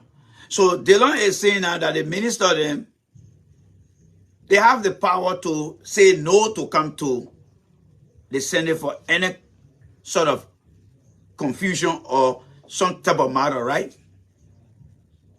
But how many times did you hear them talking about that? How many times did you hear them talking about that? Other than being in the opposition and just criticizing the president? How many times? You see, these guys don't know what they are accountable for. They don't know their responsibility. So Dillon, the only person today now that will be coming here now and be telling you, oh yeah, when we call the minister there. No. When last did you hear Nomri Kanga saying that? When last did you hear Bochas and all the other opposition? When last did you hear them? How vocal were they? How vocal were they? How vocal were they? You see, these guys are not accountable because they don't understand their job function. They don't understand the ethics of their responsibility. And that's what we're trying to underscore here. When last was he vocal? Because if this thing was, if what he explained was true, all the senators around would have been saying things. But there were many of them that were over there that never said anything. Can you imagine a senator in the United States or a representative in Ghana and saying, oh, we call on some of the ministers, then they're not coming? But how many of you guys made that open announcement to us here? How many of you guys made that announcement? So that now they don't can come on now and say, oh, you see all the people that were in the opposition with me, guess what? They were not with me, oh. They were not with me. But even though you saw us during the campaign season, they were not with me. The guy is not ethical. Dillon has no integrity. He has no ethics. Because ethics will show the truthfulness of Dillon by identifying people within his opposition to say, you see, these guys, even though we're in opposition, they did not support me. That will show that Dillon is ethical in what he's saying right now. But he tried to make things general by blaming all the other representatives that are in that circle of his as senator. He's trying to blame all the senators there now, except himself. Oh, they were not there with me. How many times? When you were hearing here? That's how they are. That's how they are. The man has no ethics. Now you see why when we're discussing things with ethics, ethical standard, ethics is about trusting you or other people trusting you. That's why it is. He has no ethics. Because what he's saying, my point here is, there are other people in the Senate that are opposition that should have been with Dillon. But did you see them? Is he calling their names? No. Let's listen to the last question. Very interesting question that coming out to. Let's listen to him. The former minister, they do appear. And nothing happens to them. In other countries, when they say Congress citing or someone you always walk out and pray. Yeah, the other country you're talking about, whether they're in opposition, they all were bound together and they will call that person. And if they don't call that person, they will show it. You saw the Republican here, they got rid of Paul McCarthy, right? All the representatives got together and said, Paul McCarthy, the thing you did by taking side with Joe Biden, we are getting together. We're moving you from here. George, I think Soto, the guy from New York, the guy got together and said, my man, you are into some type of fraud. We together. We're getting rid of you. How many times did you see other minister, other senator join Dillon to do those things? Again, we are looking at things through the eyes of ethics, accountability, and responsibility. Dillon is not passing in none of those things. He's not. He's not a guy with ethics. Because he's not saying the truth right now. So the other country he's talking about, they don't operate like that. They will come as a committee of opposition leaders and they will sit down and they will say, you see, every one of us here, we have been calling on the minister, they never show up. But not Dillon. They don't know that the other minister didn't support the idea. But he don't want to come here to make that a mission. And that is why Dillon is not an ethical individual. Nobody should look at Dillon and think he's ethical. No, Dillon is just another societal drop-off opportunistic individual who got to send to that position through the blindness of the people.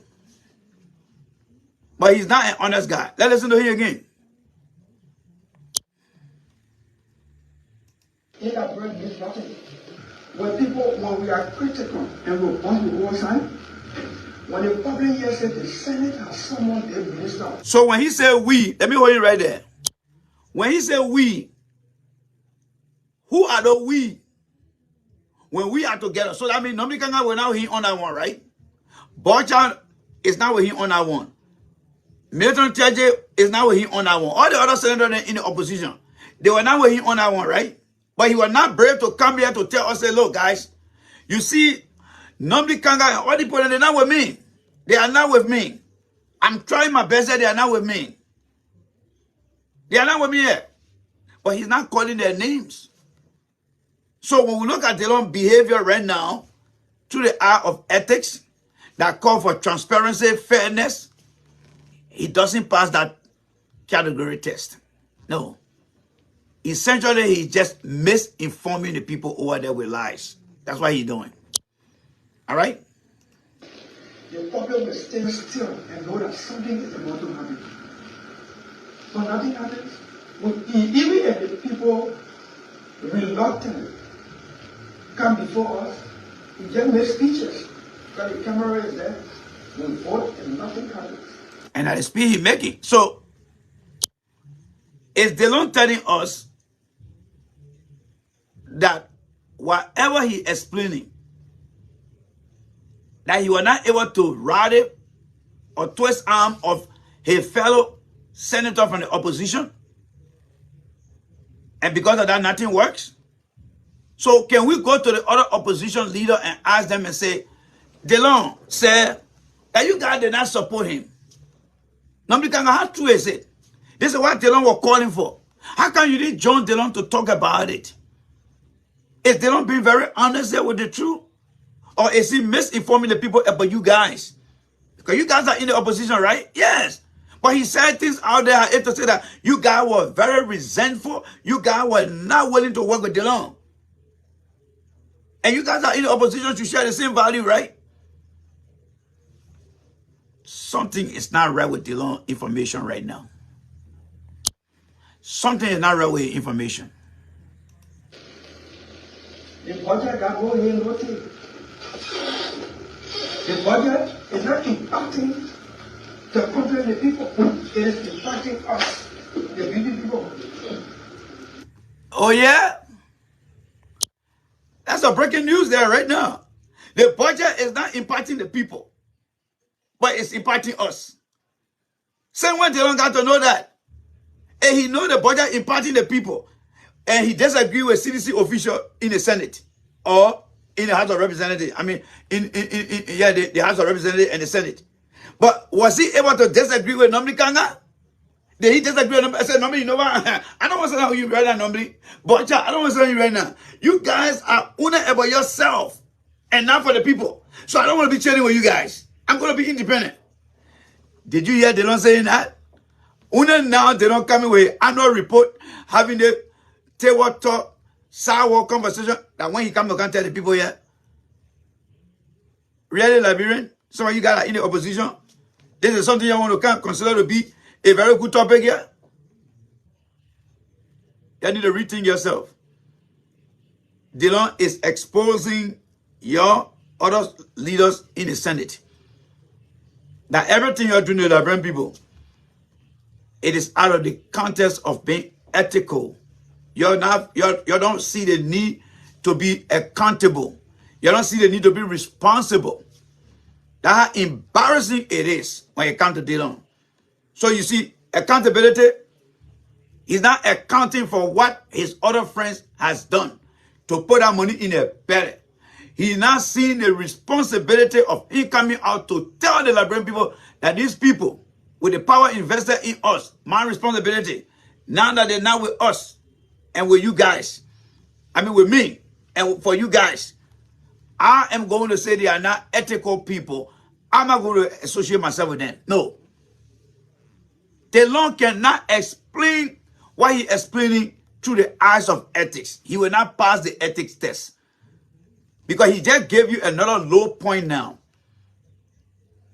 He said they are not there for themselves. I mean, for you guys, they're there for themselves.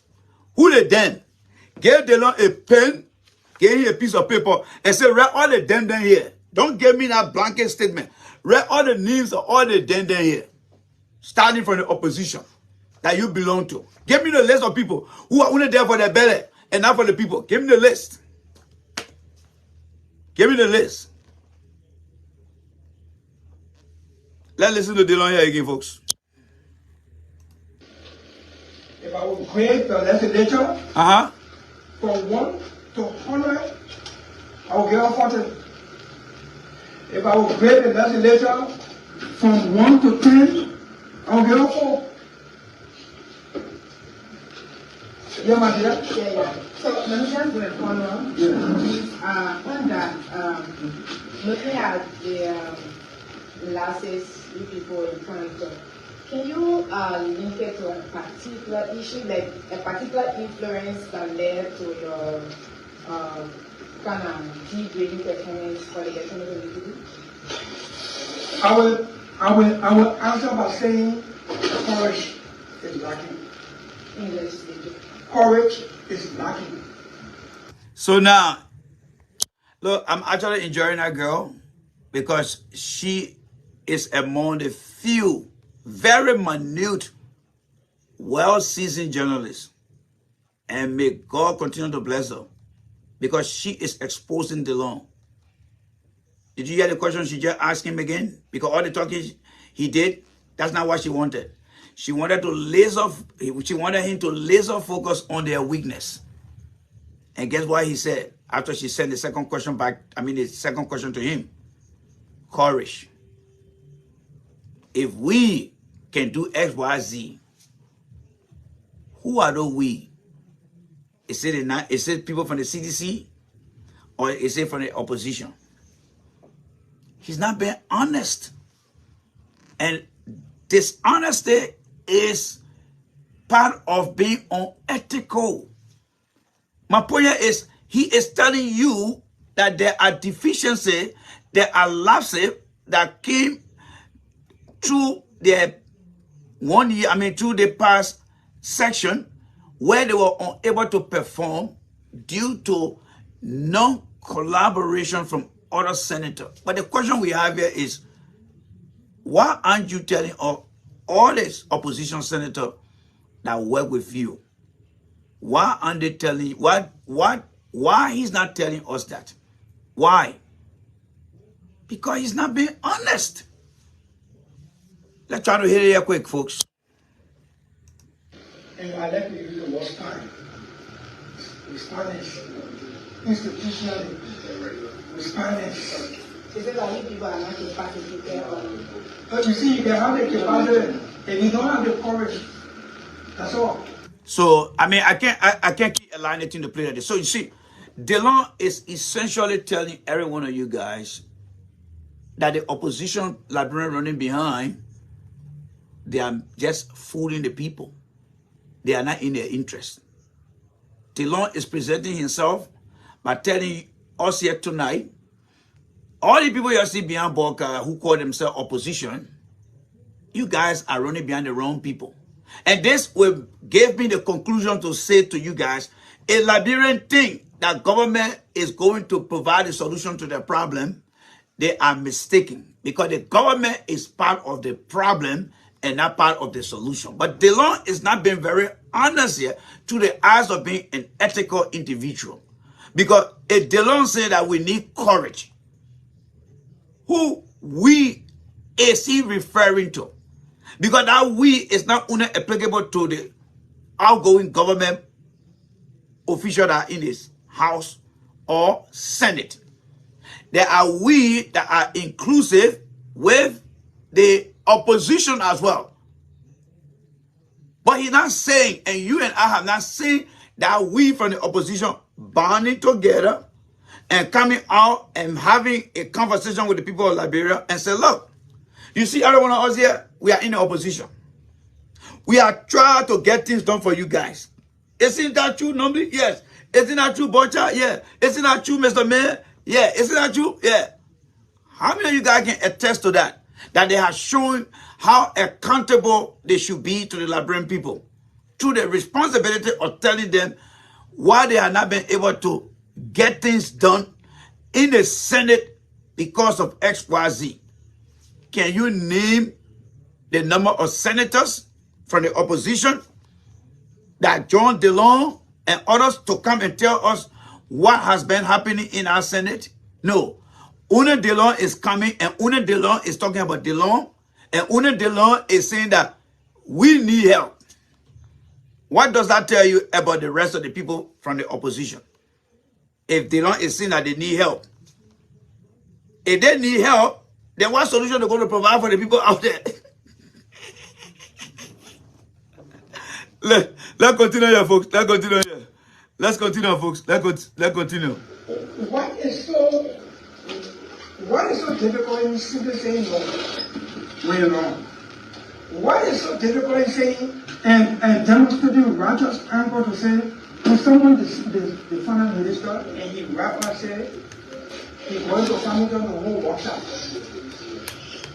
And there is no righteous anger in the body, institutionally, to say, well, Sanya, go get a finance minister. Because it is constitutional, it is lawful. Go get a finance minister. When you do that, and you go in contempt and sanction him, and that sanction holds, when you call him one talented minister, he will run. When you call him that same finance minister, unless you sick and you can prove it with medical attachment, report attachment, or unless he's actually out of the country, or official matter, and the time we summon him, he was out of the country.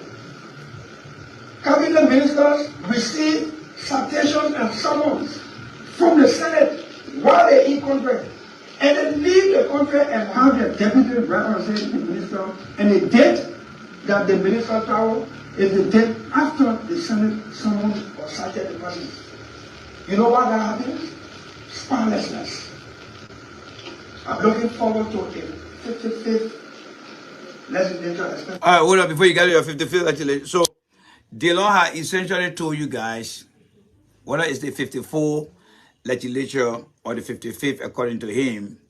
The 54 that include the pro-government representative and senator, the opposition bloc, where Dillon belongs, they all are spineless and they all lie to the Liberian people. That's what Dillon just said. So now he's going to say something new now. A new hope is on the horizon. Let's listen to his new hope here now. His new hope is on the horizon. Go ahead, Dillon, and tell us what the new hope is. Hopefully, that can be different. Oh, I can't wait to see Amara. I can't wait to see Momo Saros. I can't wait to see Dabala Fabula joining Yomi Kaga Lawrence. You see the scare now? He did not call Nomdi Ganga out to tell you whatever she fought for. But he said in his explanation that they were there for their belly.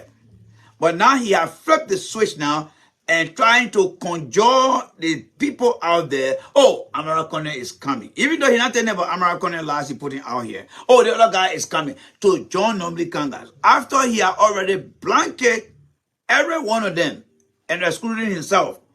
He took a hair from the blanket. All right? This is the blanket here. He put the blanket down, cover everybody's head, but then he took his hair on the blanket and said, they all inside, they're not correct. They're not correct. All of them here, they're not correct. But I will go and join them. But guess what? I'm not calling them coming. That's how deceitful and unethical Darius Dillon is. Let's see the last question so to be coming out here. All right? Of course they do, Simaya. Yes, they make good money. These guys are averaging between 12 and 15,000 a month. Yes, Simaya Williams, they are averaging between 12 and 15,000 a month. On average, after 6 years, I think some of them, they represented carrying 685,000 after 6 years. And then the senator, after 9 years, I think they're averaging 1.5 million. I think we did that math here before. Mind you, if you had that stat, please try to share with us. But I think I should be in the ballpark of that amount I'm saying. 680,000 and 1.1 million for the Senate and 680,000 for the representative. That is why all the tax money they collect, that is why all the tax money they collect in our country. Because the tax money from the businesses and other places that they collect is called the wage bill. The legislative branch is the branch that never say no to their pay. Their excuse is they want their money so that they can provide it to their constituents.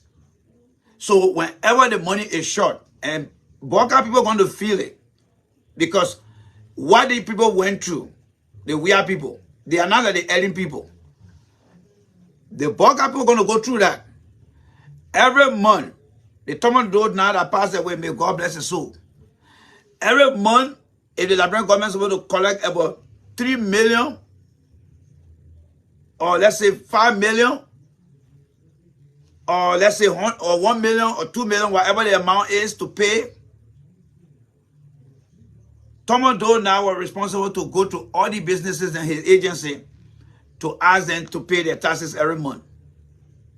So let's say they were expecting about $3 million to pay everybody, including the executive, the judiciary, the legislative branch, and the civil servant. And at the end of the month, that money is 150 million short because they wanted 3 million. The legislature will tell the Minister of Finance, cut that check for us. You and the civil servant, you gotta rely over there. But these people work. Well, guess what? We need that money to be able to take care of our constituents. But it's all for political reason. That's why they're doing that. So they take the money, they pay, and go to their constituent and start giving the people that money to keep their base connected to them. So 85 to 90% of the budget to pay the civil servant, including the 3 branches of official in our government, 85% of that pay go to the national legislature. Because each of them are making what? 12, I believe, for the representative, and 15 for the senator. And there are 77 in our house. So imagine the guy then getting 15 and 12,000 every month. Dillon is not telling you that. That's what they're doing to the people. So 85 to 90% of the waste bill, whenever you hear the waste bill, that their monthly pay they're getting. Remember, government does not do business to get profit.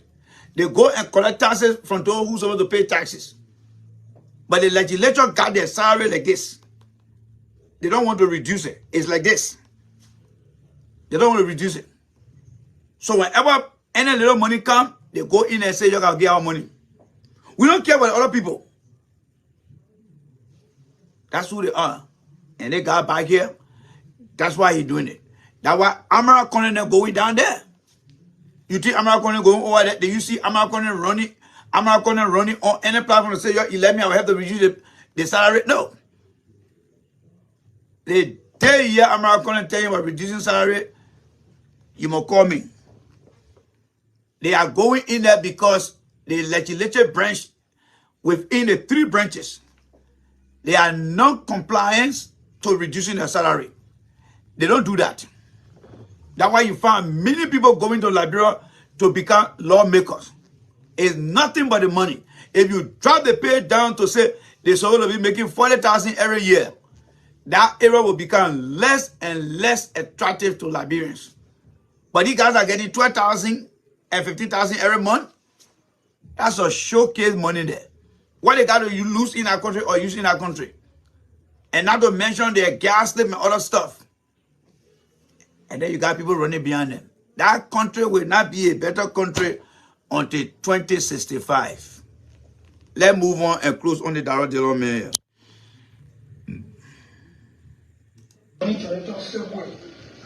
Joining Darius Dillon, James Barney. You just imagine the Senate that was a Parakasi. And that's how I want to answer it. Senator Dillon, James Barney. They got it called James Barney.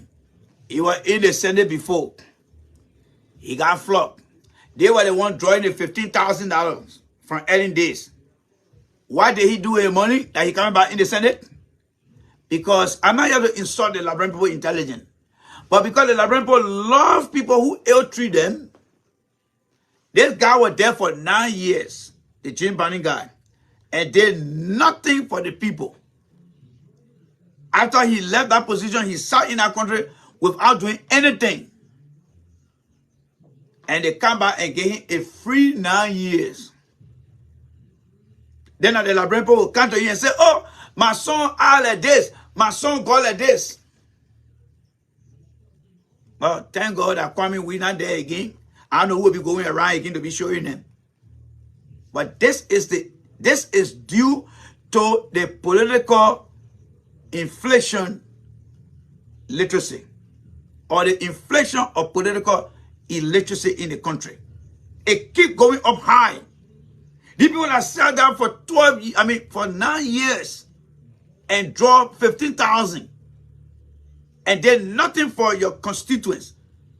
And then they coming back and you giving them position. Do you think Senator Barney, the incoming senator, do you think Amara Conner then joined the political race because for the Liberian people? No. You see, when you guys collaborate, they are going to a political party because they're getting something. They say to themselves, Amara Conner say, I'm going beyond Boca. Other people that went beyond Boca, I'm going beyond Boca because I'm getting something out of this. I am getting something out of this. I don't know about you guys are behind us here to vote for the general population, but I know what I'm getting out of this. That's why I said it was fear that got most of the people to go vote for Joe Boca. They told them, would you rather have George Weah, where his government officials are mean to you people, and they're nothing for you guys? Look at Boca, he's not a strong man, he's sick. But would you rather go to George Weah to do the same thing to you for another 6 years? And the people panicked and they went and voted for Joe Boca. But the question here is, are they going to benefit anything from them? No. Amara Conner is in there. He's getting things for himself. Barney is there. He's going to get things for himself. But how many Liberian behind them? Y'all wait to see. Y'all wait to see. Hallelujah. So my question is something that's following to now, the last question on this show here. This guy is about to ask a very important question. Let's listen to this guy. And then we'll be done with Dillon. Got one more thing for you guys, and then we'll call it a day. Listen to this guy. He's going to ask a very important question. Let's roll the tape here. I'm not going to follow up with this two-part question. It's about your state. You are the one person that's been very active. Strong on the issue of the establishment of the World Economic Council, ensuring that people that have committed some big harms in the country pay for their money we end up. Some of these people supported the very government that established the power of the Joseph Boakai government, and these people need to have a place within the TRC. So I want to know whether you still remain committed to the establishment of World Economic Council, taking into consideration these same people supported the government, you supported establishing the power, you're talking about the issue of transparency and accountability. Isn't that a very good question, guys? For once, and I will seize this moment to say there are some good journalists in the country that are asking good questions. I think you guys will agree with me. That young man asked a very valid question. And I wouldn't pray to God that he don't become a haunted guy or a needed guy. Because he is reminding us when Dillon and others were masquerading on the street with Bernard Uridim, when Prince Johnson was supporting George Weah. Remember that time? We won the Economy and War Crown Code. Now, being very mindful and with a choice of words, he said, there's people who you protest against, we see them supporting you guys today. And they don't know there's nobody in particular but Prince Johnson. But listen to how Dillon is going to unethically dodge that question. Remember when you were talking about, oh, George Weah want to remove all the tenure position for people to be loyal to him. Remember when he said, oh, the maritime position is the only one that we took out of there is this. He was specific. He was very specific in pointing to things that he disagreed with. But now listen to Dillon as the question was put forward to him about a guy who I believe, Prince Johnson. Listen to how he going to answer that question. Let me not waste your time. Let's get into it. Accountability will be key. Most people accountable will be key on the different administration. We made it clear that we will hold people accountable for economic and other crimes committed on this country. Everybody heard our platform and our vision on the rescue mission. So everybody who supported that investigation, knowing the platform and its vision, to hold people accountable, agreed for us to do that.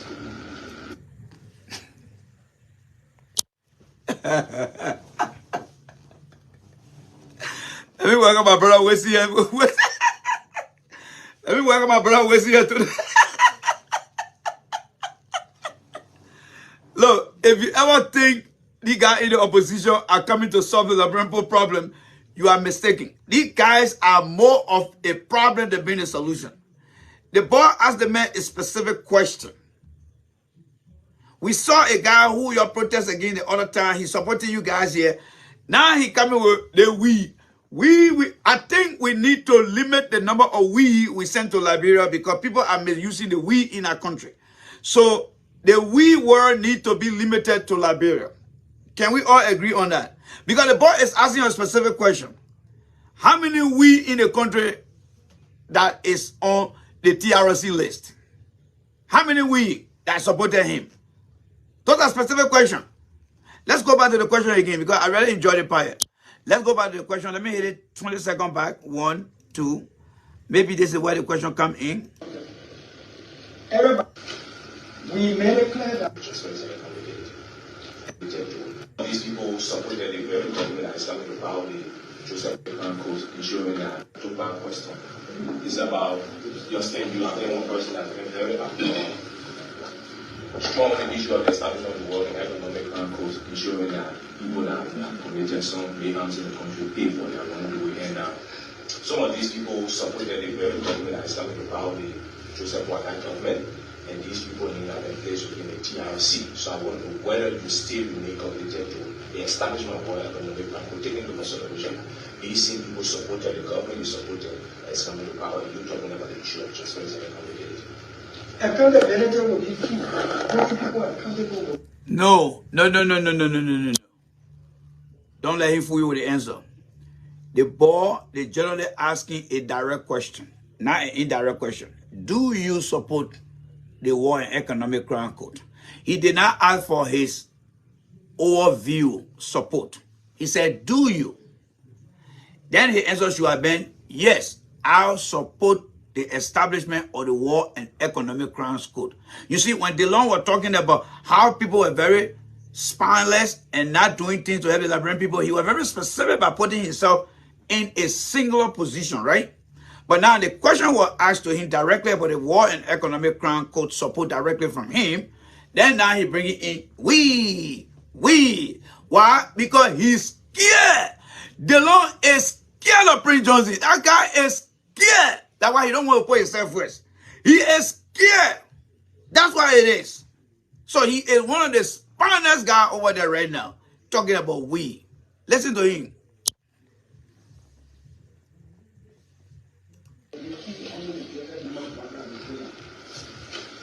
We made it clear that we will hold people accountable for economic and other crimes committed on this country.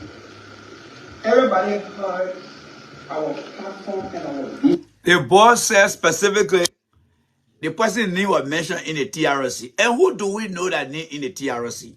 They kicked any out of there already, right? The only person that we know up to record now, that name is in that TRC, especially the big person now, is Prince Johnson. So why Dillon cannot say, you know what, if you're talking about Prince Johnson, of course, we're looking at the establishment of World Economic Crime Code. But you know that Prince Johnson had to hear that World Economic Crime Code thing. You guys know that. Y'all know that Prince Johnson is afraid to hear about the War and Economic Crimes Code. Y'all know that, right? Y'all know it. Prince Johnson had to hear that. All right? He had to hear that. But that's Dillon there for you. Guys, I have a question for you guys quickly here, because this platform is your platform. We are done with the Dillon issue. And we got almost like, I would say, 32 minutes to midnight from my side. I wanted to go over two things, but because of time, I got only one more to go over.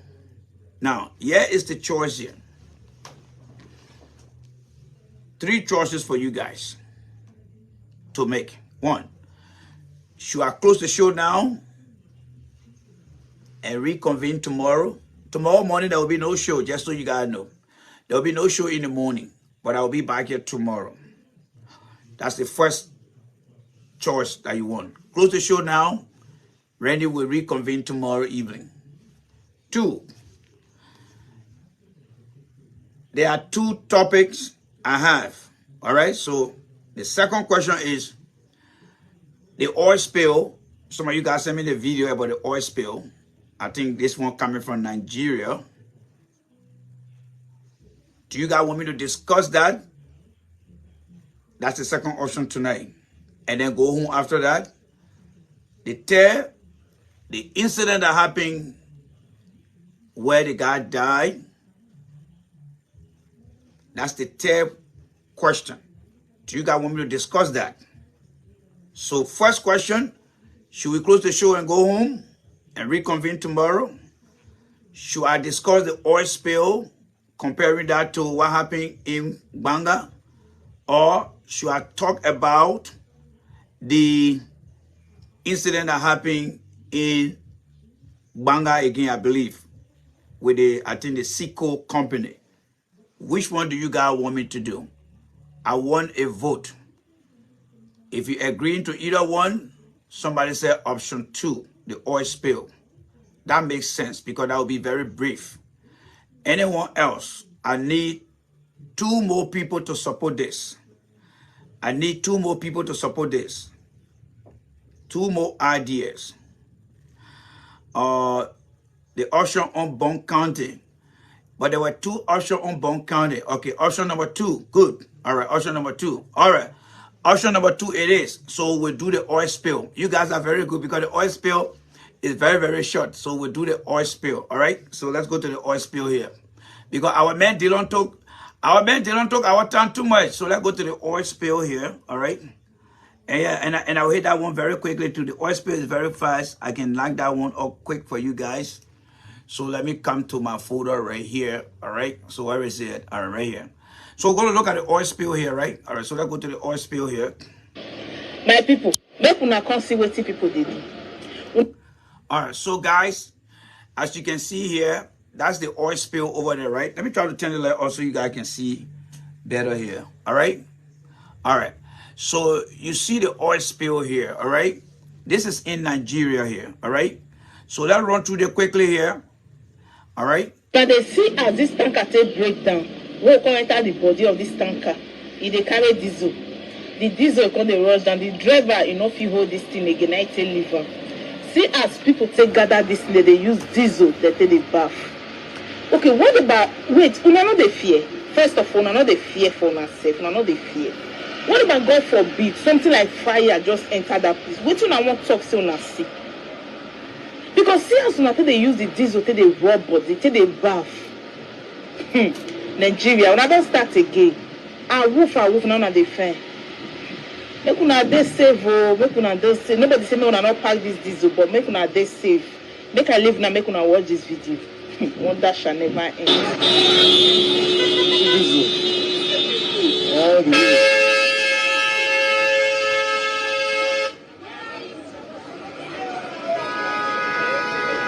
Diesel. It's diesel. Where the guy get the tank? Where get the guy? Oh, this will catch fire. Come, who get this tanker?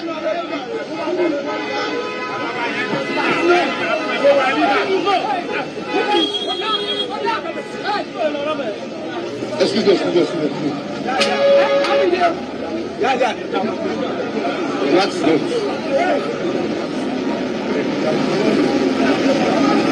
yes, take it easy now. Don't point on me. I'm looking for the plate number of this vehicle.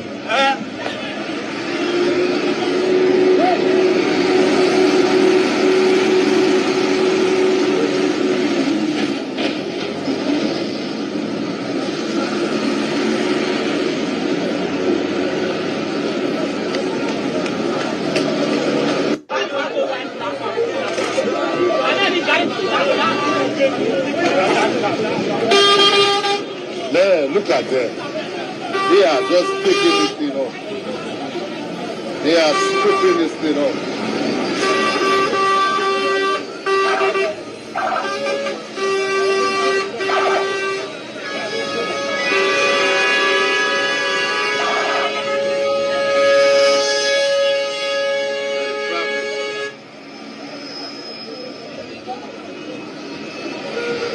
They are scooping it up.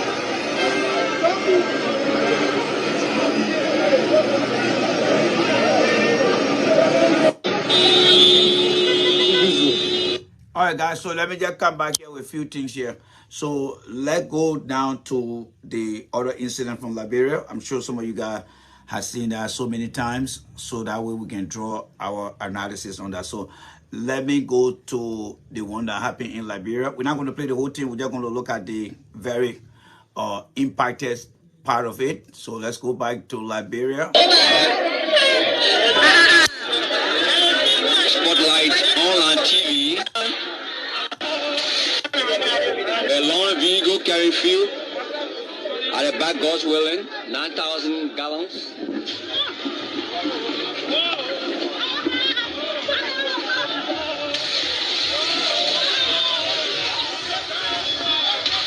All right, so first thing I want to establish here first is, let me say thanks to every one of you guys who sent the video to me for me to analyze. First, let's do the characteristic of the two scenarios first, all right? And the way we're going to discuss that is by looking at the characteristic of the two scenario first. Now, when you look at any liquid, especially chemical liquid, many of you will know that we have combustible liquid and we got flammable liquid. Combustible liquid is a form of petroleum product that, like brother say, equate to catch fire. Equate to catch fire. So when you see flammable liquid, it means equate to catch fire. And what are the examples of that? Gasoline, equate to catch fire. Acetone and other chemicals, equate to catch fire. That is the characteristic of flammable material. So comparing that to what you just saw that happened in Liberia, that was a flammable liquid, equate to catch fire. Now, in Nigeria, you heard it say it was diesel. Diesel is combustible. You need to add plenty of fire to it before it can explode.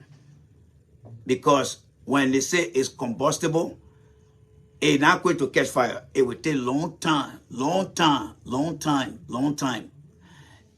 The second thing that is the major indicator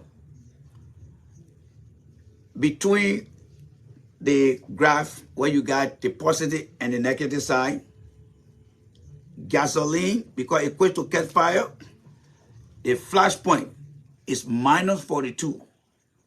That's how bad it is. Minus 42. That means 0 is better than 8. But it way down to minus 42. That means it equates to catch fire. And that make it what? A flammable material. And that's why you saw in the video, the moment it reached that flat point, all it was looking for something to just spark. It was going to light, and it did. And people died. For the Nigerian people, it was diesel.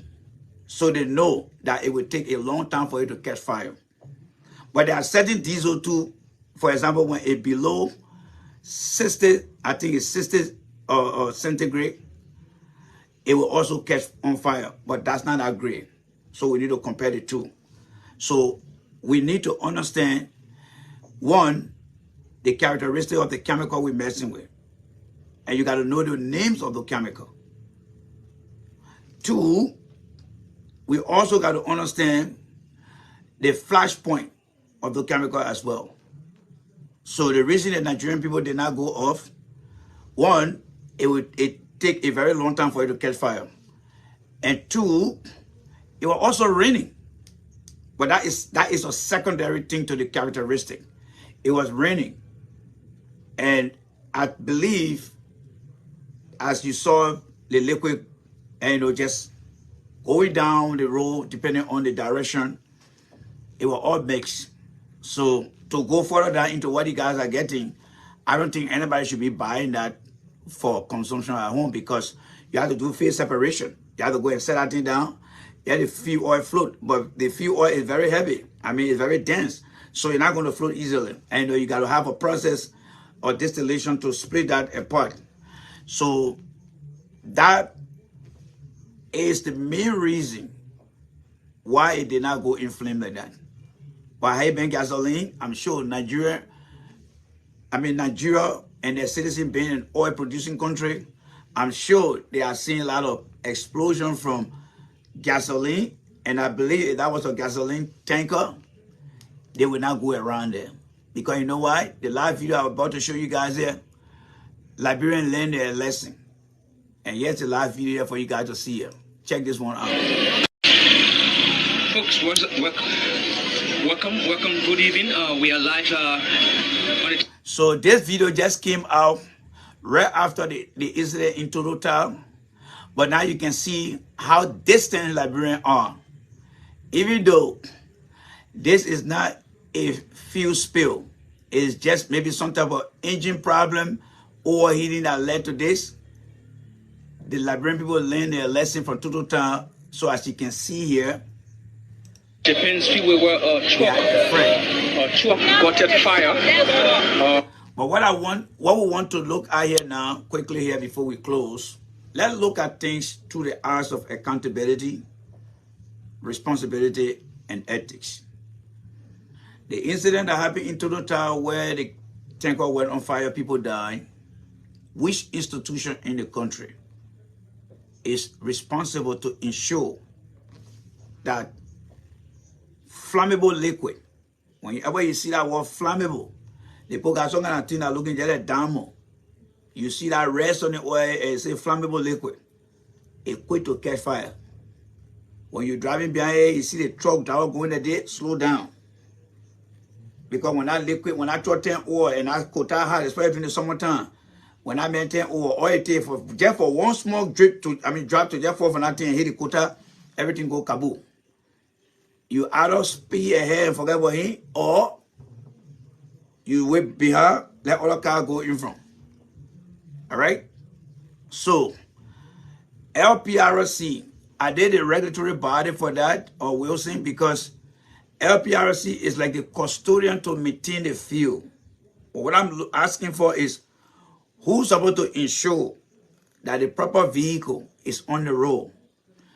That is, how wealthy the vehicle is, road wealthy the vehicle is, ensuring that it got good brakes, ensuring that the truck is in good condition, ensuring that the driver is well trained. Which entity in the country is responsible for that? Which entity is supposed to tell the company, say, before you put any driver out there, make sure that driver is trained and get some type of certificate for driving truck? And make sure your vehicle you put on the street over there, make sure it go through safety inspection to get on the road. Which institution in Liberia is responsible? That's the responsibility aspect. And if that institution is identified, what is the expectation from the company to comply with that? Well, we said probably the police. And that is what I call infrastructure breakdown. Until we can establish institutions that are responsible. Think about it this way, Wilson. It's that you got all the players on the field. 11 players on the field. And then you're looking around and say, but who the goalkeeper? My man, I think that guy over there. No, we want to make sure the goalie is identified. The number one, the number two is identified. The reason we want to put a thing into structure, let's say, for example, Andrew is saying the transportation ministry. Well, if that's the transportation ministry that is responsible, then the transportation ministry will say, before any car is put on the street, we want to make sure that that vehicle is road wealthy. The brakes, the tire should meet every standard that a vehicle needs to get on the road. Failure to obtain that license from us, that vehicle will be pulled over by the police. Now, who is responsible to take care of the fuel while it's on that truck? If that is LPRC responsibility, then LPRC will say, before you put any fuel in a tank, you got to go and meet the requirement of the Ministry of Transport. Failure to do so, when you get pulled over by the police, there are plenty fine. You see how we're going with this? Who is responsible, who is accountable, and through what ethical standards. That is what the platform is going to be all about. So when you look at the picture right now, the question you should be asking yourself, why did the vehicle go on fire? Well, because of faulty engine. The engine was bad. What caused the engine to be bad? Well, because the guy did not maintain the car. Why would the car not maintain?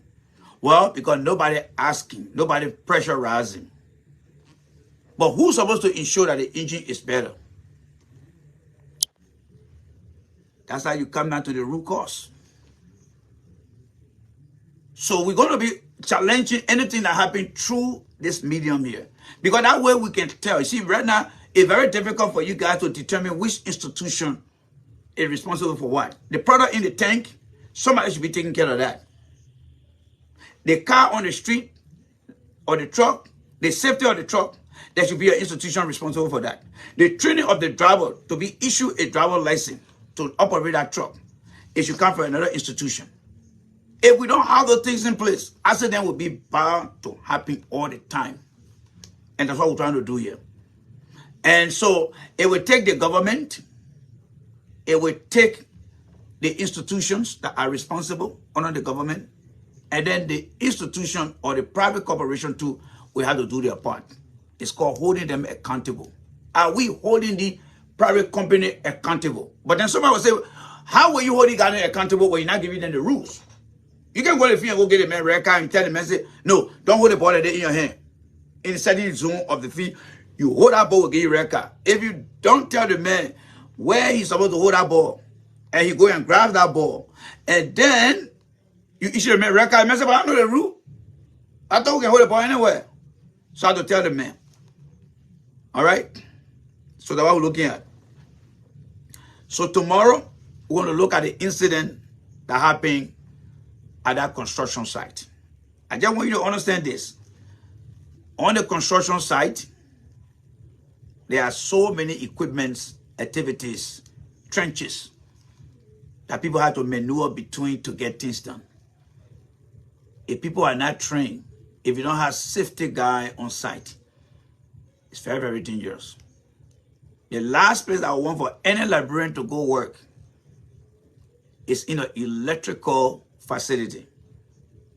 Because on an electrical facility, one mistake you made, the Friday 7 will say, one mistake you out. You try, one mistake you out. When I worked for, how they call the company, say, URS, they are now CICO. I had a contract in New Jersey with PSE&G. You got a booth, they call it dielectric booth. When you go to their switching station or their substation, where you got all those BB buffer rings, one mistake you made, you finish. So you got to be very, very careful. I'm just saying this to say there are some jobs that your life is on the line. And what we see Liberians experiencing in our country, that taking people's lives, whether it's accident, we need structure in place. Without structure, we will continue to repeat ourselves. So on the platform, we will be discussing issue structurally here. We'll be looking at which organization, individual, ministry, agency that is responsible for X, Y, and Z, and what are they doing to ensure that the industry or business is supposed to regulate. How much are they providing to them to understand the rules that they need to follow? All right. So let me read a few comments here quickly here. All right. Sarah said, J. Randy, you don't talk the 10 million Liberian dollar and the 200 bag arrest. No, we'll talk about that tomorrow, Sarah. But I just wanted to focus on the incident that happened. I mean, the incidents that are happening in the country. It's taking people's lives, and people are dying innocently. And when I see how that guy was stuck on that truck, I mean, like someone who really believes in safety. I mean, if I see that, even though I don't have the authority over that, I just see that as a loss to me, because The last thing that we want to do as manager in this country that are responsible for people who comes to work and go home, the last thing you want to do is to pick up that phone and call that family and say, hey, your husband, your father are not coming back home. That conversation is over. That phone is down. That person don't want to hear from you. So we'll look at that tomorrow. And because the goal here is when we have regulation in place and people are enforcing the regulation, we want to minimize the catastrophe that happened. And it could have been avoided, but because there was some missing parts in that thing. Wilson said the fire service should ensure that all cars carrying fire extinguisher. You're right, Wilson, and that also comes with who is responsible. If everybody seems to be in charge, Wilson, then who is responsible to ensure that vehicle carry fire extinguisher? Who is responsible? And again, we have to go back to the institution in our government and come up with a situation. Andrew said, can we say the EPA? Well, the EPA will only comes in when the damage is done. EPA always play a defensive role, not a proactive role. EPA role is to prevent it from happening. If it does happen, it will go into emergency category. And then when the emergency rescue, then EPA go and clean. So EPA will always play the defensive role. But then if the incident passes the defensive role and become a catastrophic situation, then the emergency management team will get involved to stop the extent of the damage, and then EPA will go and do the cleanup. So EPA either before or after the damage, that's the role they play in there. So all these institutions need. So as far as the fire extinguisher that Wilson talking about, the driver who drive that car need to also go through a fire extinguisher training. And the PASP, yeah, it's PASS, and press, aim, I think focus and something like that. They need to go through the training. And not all fire extinguisher can quench the fire, depending on the nature of the fire and the chemical substances in that fire. You have to use certain chemical. Fire is supported by oxygen and other things. There are some fire extinguishers that will suck the air out to stop the fire from moving and escalating itself. So there's so many things that we need in our country. Anyway, we got to stop there because we're talking again. The CDC people said we're looking for a job, and the podcast people say they're not giving you a job. Thank you guys for the platform. I always love to share knowledge with you guys, and I enjoy you guys coming here as well too. So tomorrow we'll be looking at this tragic event activities that took place in Bangabong County. Something just telling me that Bangabong County is just being hit. I think it needs to be focused because if we are having more industrial transportation activities turning into fatality in that area, that means that something fundamentally is not structured, and we need to make sure that we conduct this investigation to determine the cause factor and the root cause and be able to fix the problem. If the government need help, we are here to help them. Put down the politics and bring in the professional people. Because if people start dying, some country will lose population and you not have the number you need to be re-elected. Take away the politics sentiment, bring in the professional people, and let them help you. America here, your name doesn't matter. You can be Yakpawulu. One that's resume makes sense to the people. They will call you. If they cannot pronounce your name, they will say, how do you pronounce your name? Well, my name is Yakpawulu. How do you say again? Yakpawulu. Yeah, can I call you Yakpa? That's fine. Why are they struggling to work with you? Because they know the knowledge you got. It is very, very important to helping them solve their problem. If we can have that mindset back home, we will start to leave things out there. So until then, God bless you guys and thank you so much. Sam Riggs, man, long time. Send me good day. So guys, I'm very beat up now. Again, thank you guys so much. I really enjoyed the conversation tonight. And let us get here tomorrow. Tomorrow, maybe I might start at 7:30. So if you have anything out there, please do not hesitate to send it my way. Yes. Anything that you feel that need to be discussed, again, remember. Oh, you on the class, Sammy? Sammy say you're on the class. Say we all gotta go on the class to go pay for all the money we spend during the holidays. So I'm with you on that one, Sammy. I started my class the morning. I went away, the money sent me, I was there until 5 because I didn't have to pick up my daughter today. So I overstayed today. When I came out, it was dark. I was like, oh, shoot, it's dark. So I understand. So guys, thank you so much.